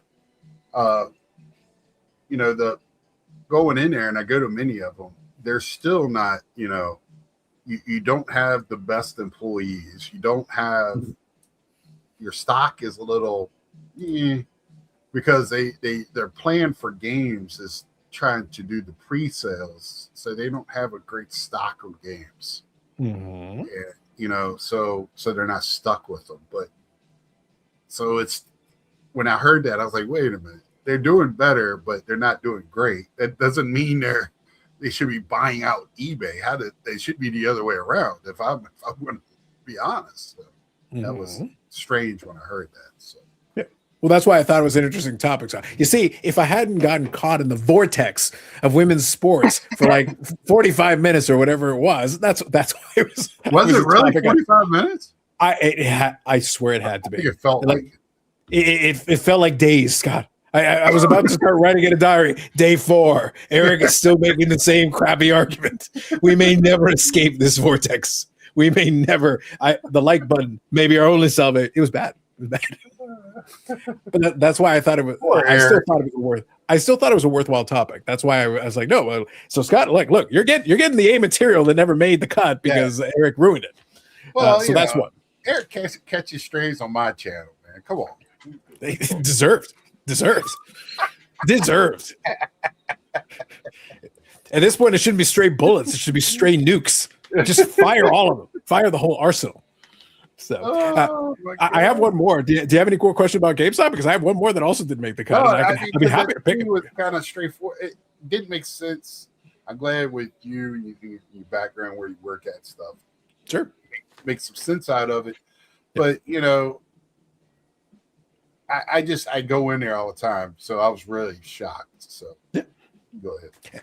It's an interesting story, and there's potential for it to become more interesting, but I would need more. But as a starting point, when I talked about the math not mathing and the CEO being weird, and because apparently that's his way, there is some intrigue there. And I'm keeping an eye on it. I'm still interested. And if more happens, I will be happy to make a video on it. I just got to figure out my scheduling and all that. But I would be thrilled. It would give me no more pleasure, Scott. I would love to make a video on it, but I need a little bit more to progress, something to happen for that. The other one I was going to talk about, though, so Sports Card Nonsense had their podcast episode, and they brought in the Hoagie, Ryan Hogue. Not Hoge, the Hogue. So what's funny, though, is that we had, Buddy Bigelow came on with Teapot, and they did that interview where everybody was an expert. I don't know if you realize this, Scott. You're an expert. Joe's an expert. I'm an expert. Everybody's an expert. You're Spartacus. I'm Spartacus. You're all Spartacus. So that's awesome.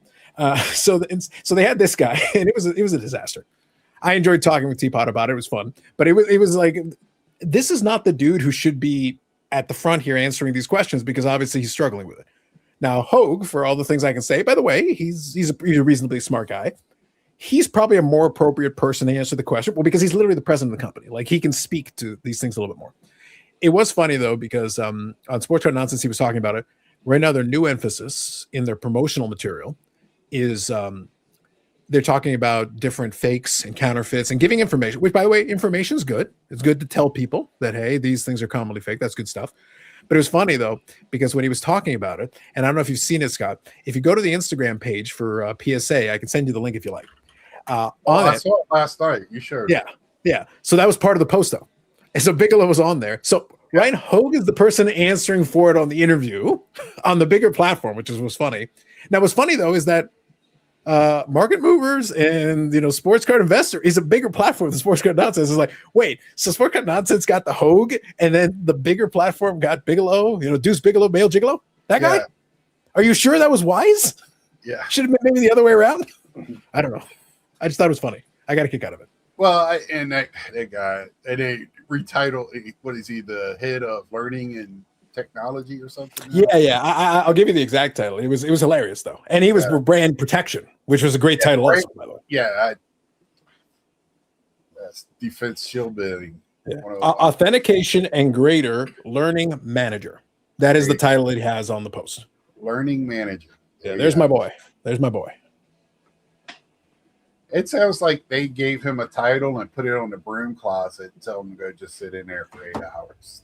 It was just awesome, man. It was awesome. Yeah. I loved it. It was good. I don't blame, by the way, to be clear, I don't blame the guy. I'm not giving him I'm poking fun because honestly it's funny. But he was the wrong guy for that particular job. And again, I'm sure he's more than capable. Like if you were in the office and you don't have him on a camera and you ask him to talk through, I'm sure he's got some great things to say. I'm sure he's got some great ideas and he's doing his job and whatever. But the problem is, as soon as you put it public facing, some people are better set up to do the public facing stuff and answer questions for the public and interviews and all that. There's a reason you get certain people to do that. And there's a reason you get other guys to stay in the background and feed the information and go, here's the info you're going to need to do this. They're going to ask you about this. Here's what you need to know. You can answer like this. And there you go. Hogue is very good at it at this point. He's very comfortable. Nat Turner knows how to do it. He's very comfortable. Those guys already know how to do it. They know how to play the game. So if you give them the info, they will relay the info and everything will be fine. Ken Golden needs to still learn a little bit. But anyway. He will never learn. My boy Kenny will never learn. I'll let Carlos tell you about it, Josh, and we won't talk about as much as we did last night or at all. I just he can give you the news and we'll move on because it's not really something. Yeah, sure. The short version is Geoff got called out. Not really called out, but still kind of cited. He did one of his usual card show vlogs, and on the card show vlog, he did a deal with a guy who is on a sex offender list. The lists are out there. So I'm giving you the short version just to keep it simple. So anyway, he's on one of those lists. Now, Geoff has no possible way of knowing this. Like, he's literally at a card show. He's just doing a deal with a guy. He's doing the deal with this guy. Problem is, he's got a big platform. People see him, so they know who he is. And then if it comes on your card show vlog, people can see who you're dealing with. So as soon as they see the guy, a couple of people recognize him, and the word gets out there. So a couple of guys, start tagging him all over the place. Go, hey, Geoff. Now, some people were way too aggressive with it, but in the end, it got to him. And he did, to his credit, eventually say, hey, this is an important thing. So he made a video on his Instagram saying, hey, I didn't know that, but I agree that it would be good if these card shows, especially if you're going to have kids coming into these shows, it would be good if you did some screening for the vendors. You can't screen everybody. That's not reasonable. Like, it would be too difficult to do. But if people are buying tables at your show, you should make sure that you've got people that you're comfortable doing business with. That would be the nicest way I put it. You want to make sure that the person buying the table is the person who is actually going to be at the table. And you also want to make sure that whoever you're doing business with is somebody that you're okay doing business with. Because it doesn't have to be this. It could be, if somebody's a criminal, you probably don't want them doing business at your show either. Any kind of criminality. It doesn't matter. So especially in this case, though, with where you have a show with a lot of kids, you want to make sure you take, by the way, that's also for your liability.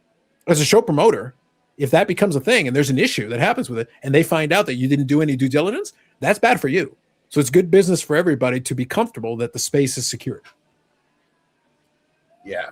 And like I said at the beginning of the show tonight, I was happy with Jeff that he did it, but I would have been also okay if he didn't. I mean, to me, he shouldn't have been pressured into it, but he did it, and he seemed sincere about it on the video. So I wish he would have said more, because I was the same way, Josh. I was like, where did this come from? I didn't know the backstory until last night. So. Yep, totally fair. But yeah, that's a short version, the short synopsis of it. It is good that he did say something in the end, but yeah, I understood why there might have been some hesitance, because if he had just run out to say something, Jeff has gotten himself in a lot of trouble saying stuff too fast sometimes.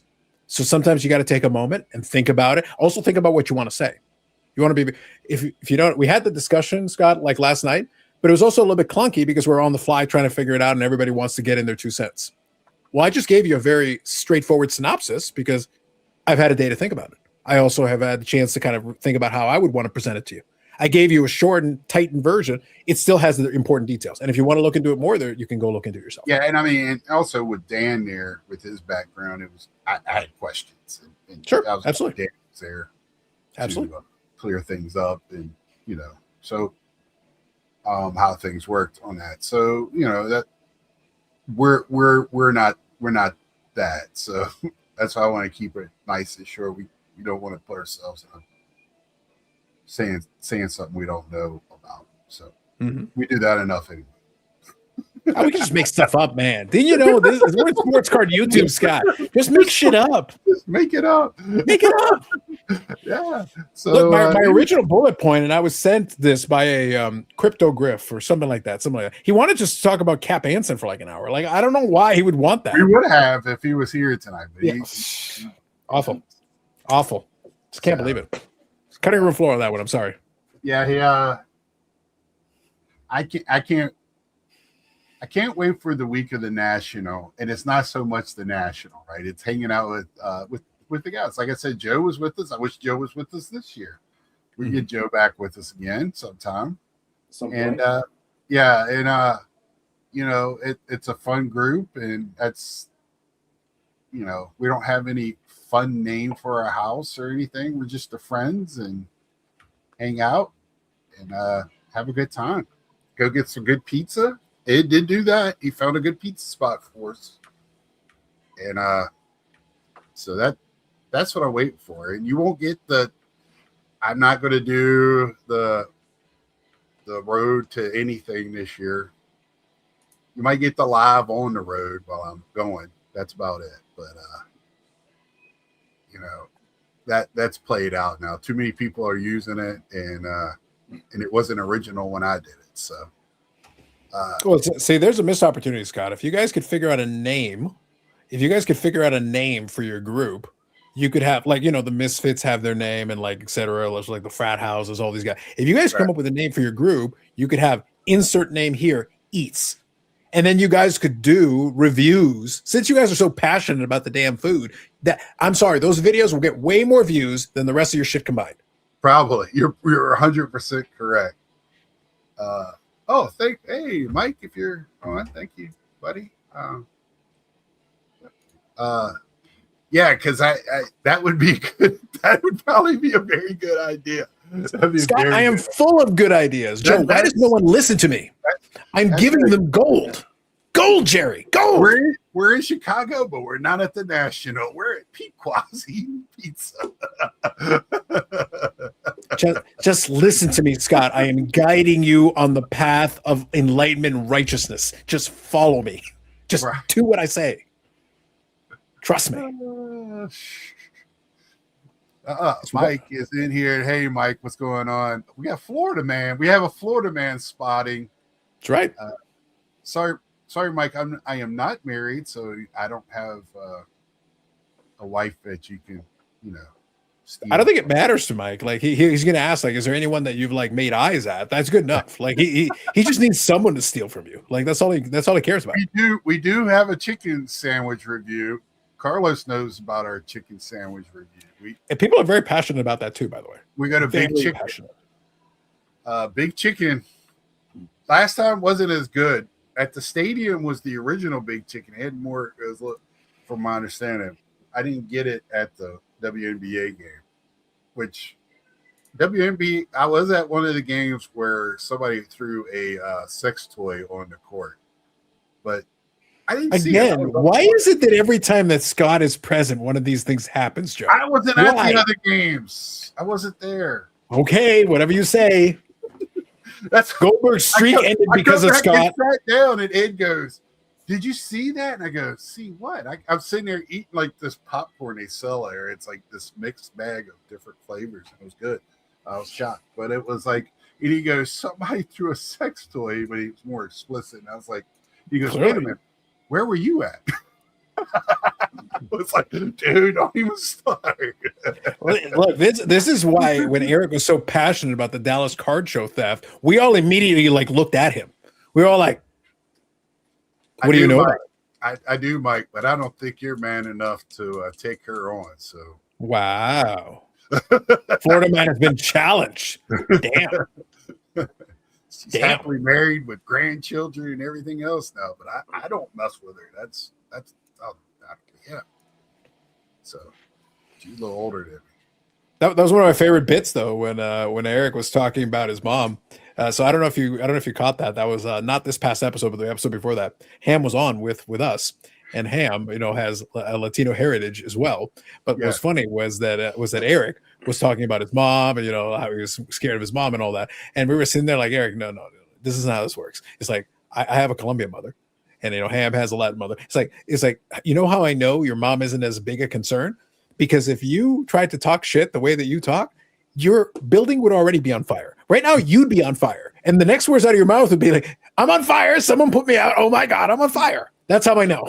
She's crazy. the fact that you're still breathing and the fact that you're not currently on fire tells me it's not the same situation. That's all I'm saying. That's all I'm saying. I did have fun at the WNBA game, even though a lot of the stars were not playing; they were hurt. So, won't be this year. There's no good events. I think the Cubs are playing while we're there. This is during the national. What week is the national this year? It's the same week. It's the last weekend in July, first weekend in June. No, August. I mean, so okay. It starts on the 29th.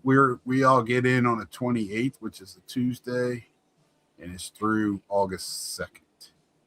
Oh, I got to plan on my not nationals coverage, Scott. That's the only reason I ask. I got to put it on my calendar so I can plan ahead of time my not national call coverage. In and turn off the lights and go into the darkness.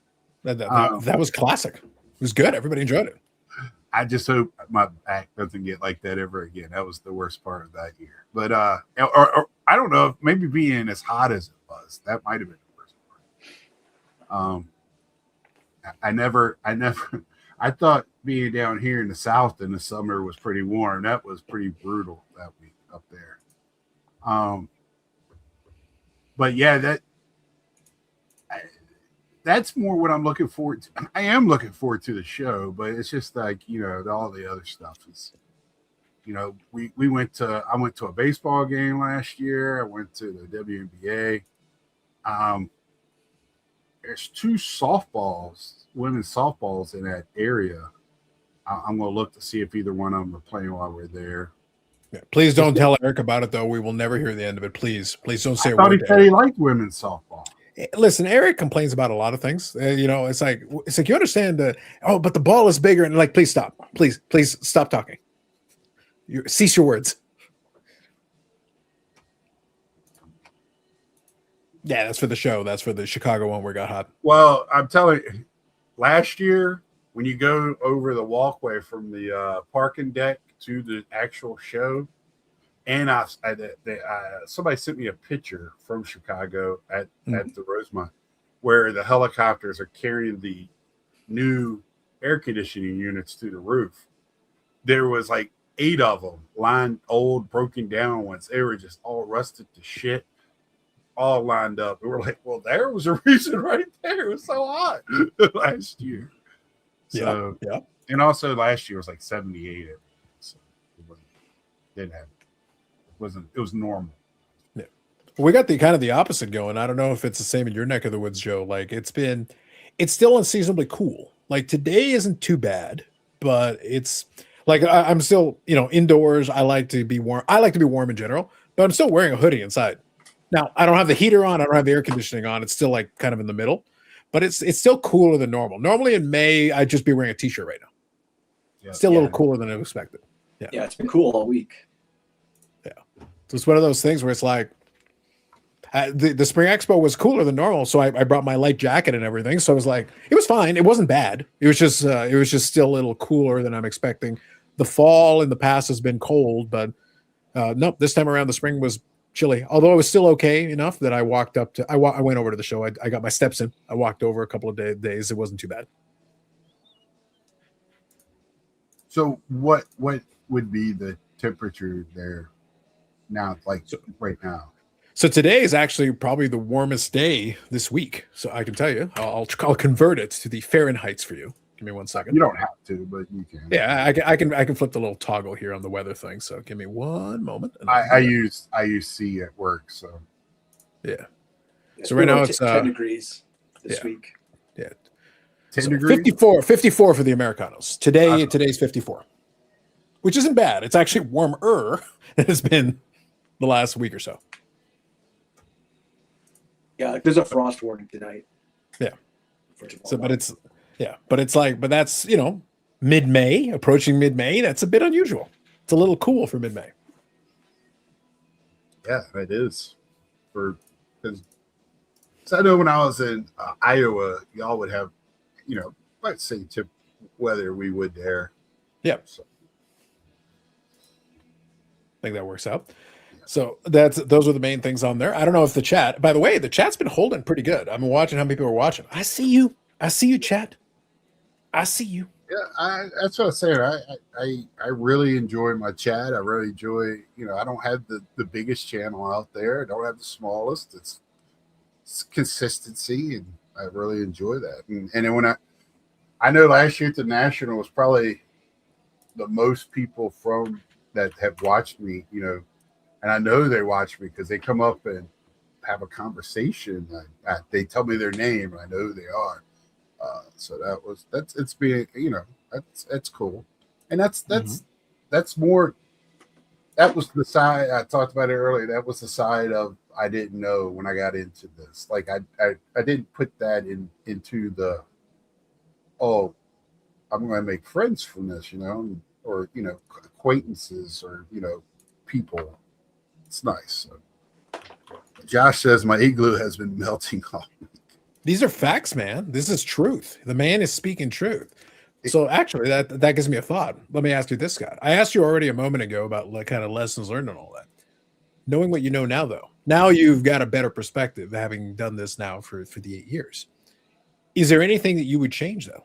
Or is there anything that you will consider changing from what you learned for those the first 8 years? One of the things you mentioned, I'll give you one just while you're thinking. One of them you mentioned was one of the things we talked about, and other people talked about it. Like if you're that passionate about it, just say the names. I always think it's bullshit. You mentioned it, and I agree. I think it's bullshit to beat around the bush. If it's that big a problem to you, and you really think it's that big an issue, then just say, you know what? I've listened to so and so. They said this. I really don't agree with that. Blah blah blah. Whatever. Just get it over with, because a lot of people really like to tiptoe, and I don't like that. I've never been a big fan of that, because it's like, well, you're not accomplishing anything then. Then clearly it doesn't matter to you that much if you want to tiptoe around it and never actually just say it and be done with it. Not everybody has to be friends with each other. You don't have to be a jerk about it, but sometimes you're just not going to agree, and that's okay. And the thing is about that, it should start a discussion between adults. Right. Mm-hmm. That's what it should do. Does it always happen? No. Like my buddy JD said something out of pocket a little bit. and kind of got ostracized. He just said, I'm not dealing with it. He tried to come back, just decided not to deal with it. And what his job and stuff is, I don't really blame him. You don't need that. But, and that's the type of thing that just might happen on here. One of the things, Nats man, he stepped away because he got tired of all the, he takes things a little bit more personally than I do. And he got a little tired, fed up with it. So, I just don't, I have friends, and if somebody, I've talked to you about some of the messages I've gotten, some people with it, some things over a couple of way I thought about things. I've been, and I told you to block Eric, and I told you to block him, so you don't have to deal with him anymore. Why do I keep bringing stuff up and this and because I can. Right. Sure. That's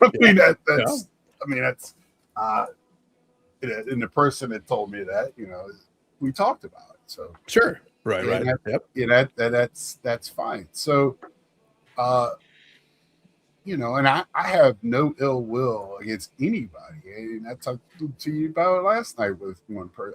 Even if I saw it, and I saw these people at the National, they don't want to talk because I guess they're not adults. I don't know, but anyway, or they don't have to.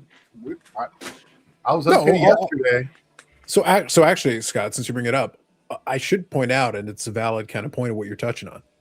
All of this is optional. I think a lot of people don't seem to understand that you're not required. You're not required to be friends with everybody. That's not required. Can you do so? Of course. Listen, if you're that agreeable an individual, maybe it works out for you. I'm happy for you. But realistically, most people, not everybody's going to get along because not everybody has the same personality type. Some personality types aren't gonna mesh. They're just not. Other folks are a little bit more flexible. They can get along with just about everybody. Now, even them, it's not going to be 100% hit rate. There's always going to be something that falls outside of it. That's okay. That's allowed. But I had a conversation during the show. I use this story as an example. I had kind of a side conversation, and the side conversation was, I know you don't like so-and-so, and I can always tell you after, but because it's not pertinent to the story. But he says, why don't you like? Because they were curious. They just wanted to understand. And I said, well, how long have you known them? And they said, well, not very long. And I go, well, I've known them for a long time. So I have a very long backstory. And this is the way I explained to Scott. I said, look, I can give you the 47-part documentary, or I could summarize it really quickly and then say to you that over time, I don't throw as many grenades in that direction as I normally can. I could. But I also know we have a lot of mutual friends and a lot of mutual associations, and it can make things awkward unnecessarily. I don't mind being that guy because I have a lot of fun doing it. But if I want to maintain relationships with these other people who I have no issue with, then making it intentionally awkward isn't necessary. This is where I, as an adult, Scott, am choosing to pick my battles. Sometimes it's totally worth it. I'm going to burn the bridge. I'm going to burn it all, and I'm going to have a lot of fun doing it. Other times it's like, yeah, I don't like this person. I got all these reasons, but we have mutual friends, so I'm not going to make it awkward for everybody. I still want to be able to chat with these other folks. So you know what? I'm going to ignore this person I don't like, and I'm going to chat with these other people instead. And that's okay. Yep. You can do that. Yep. I mean, that's a good point. And I decided, I've talked to several people, and I just, that, and I'm not going out of my way. It's just when something really irritates me. It's just something I'm going to, and I always like to stand up for people that I feel like they can't stand up for themselves or don't have a voice. So, and we have YouTube channels, and I'm small, but I still have a voice by having a YouTube channel, by having any type of social media. People that are in the chat have a voice. We all have a voice. It just depends on how you want to use it, I guess. Sure. But, I don't want to, that's my emo Scott coming out, and, but anyway, which is, been branded by Carlos on me. So there we go. It was accurate. It was truth, Scott. You were emo Scott, and I was truth Carlos. Carlos speaking all the truths. Yes, and emotion. I've always been an emotional guy. When I played sports, I was very high-strung, emotional player. Very passionate about, and I'm do the same at work. We don't, as people that are in the working class, we don't have much to hang on to, but our work ethic and how we treat people. So I try to do both of those at the best I can. So, it doesn't always work, but anyway, I'm gonna end it here. 3.5 hours. I'm so proud of you, Scott. This is it's not a Carlos record, or it's probably a record for me. I think that's why I said I'm proud of you, Scott. This is fine work by you. Yeah, I didn't even know it until I just looked up. I said I was. This is how it gets you, Scott. This is how it gets you. How I ran until I ran out of steam. And I want to thank everybody over the years. Some people I forgot and hit me like Andy. She bonded me with refractors. I missed that sucker. Somebody. I think I hit everybody else. That was one name that popped up, especially Carlos, because that was a regular on Carlos as well. So I wanted to bring him up too. So thanks again to everybody in my chat. Hope we can do this again in a couple of years, next year, whenever I feel like doing it again. Thank you, Brian. And I'll watch the archive for the part I missed that. Go ahead, Daniel. Ty, and hey, Ty, I don't know if you got my message the other day, but I did start the book Dungeon Crawler Carl. I did start that series book this week, so seems like that's a hot book right now. So started that. It is pretty crazy.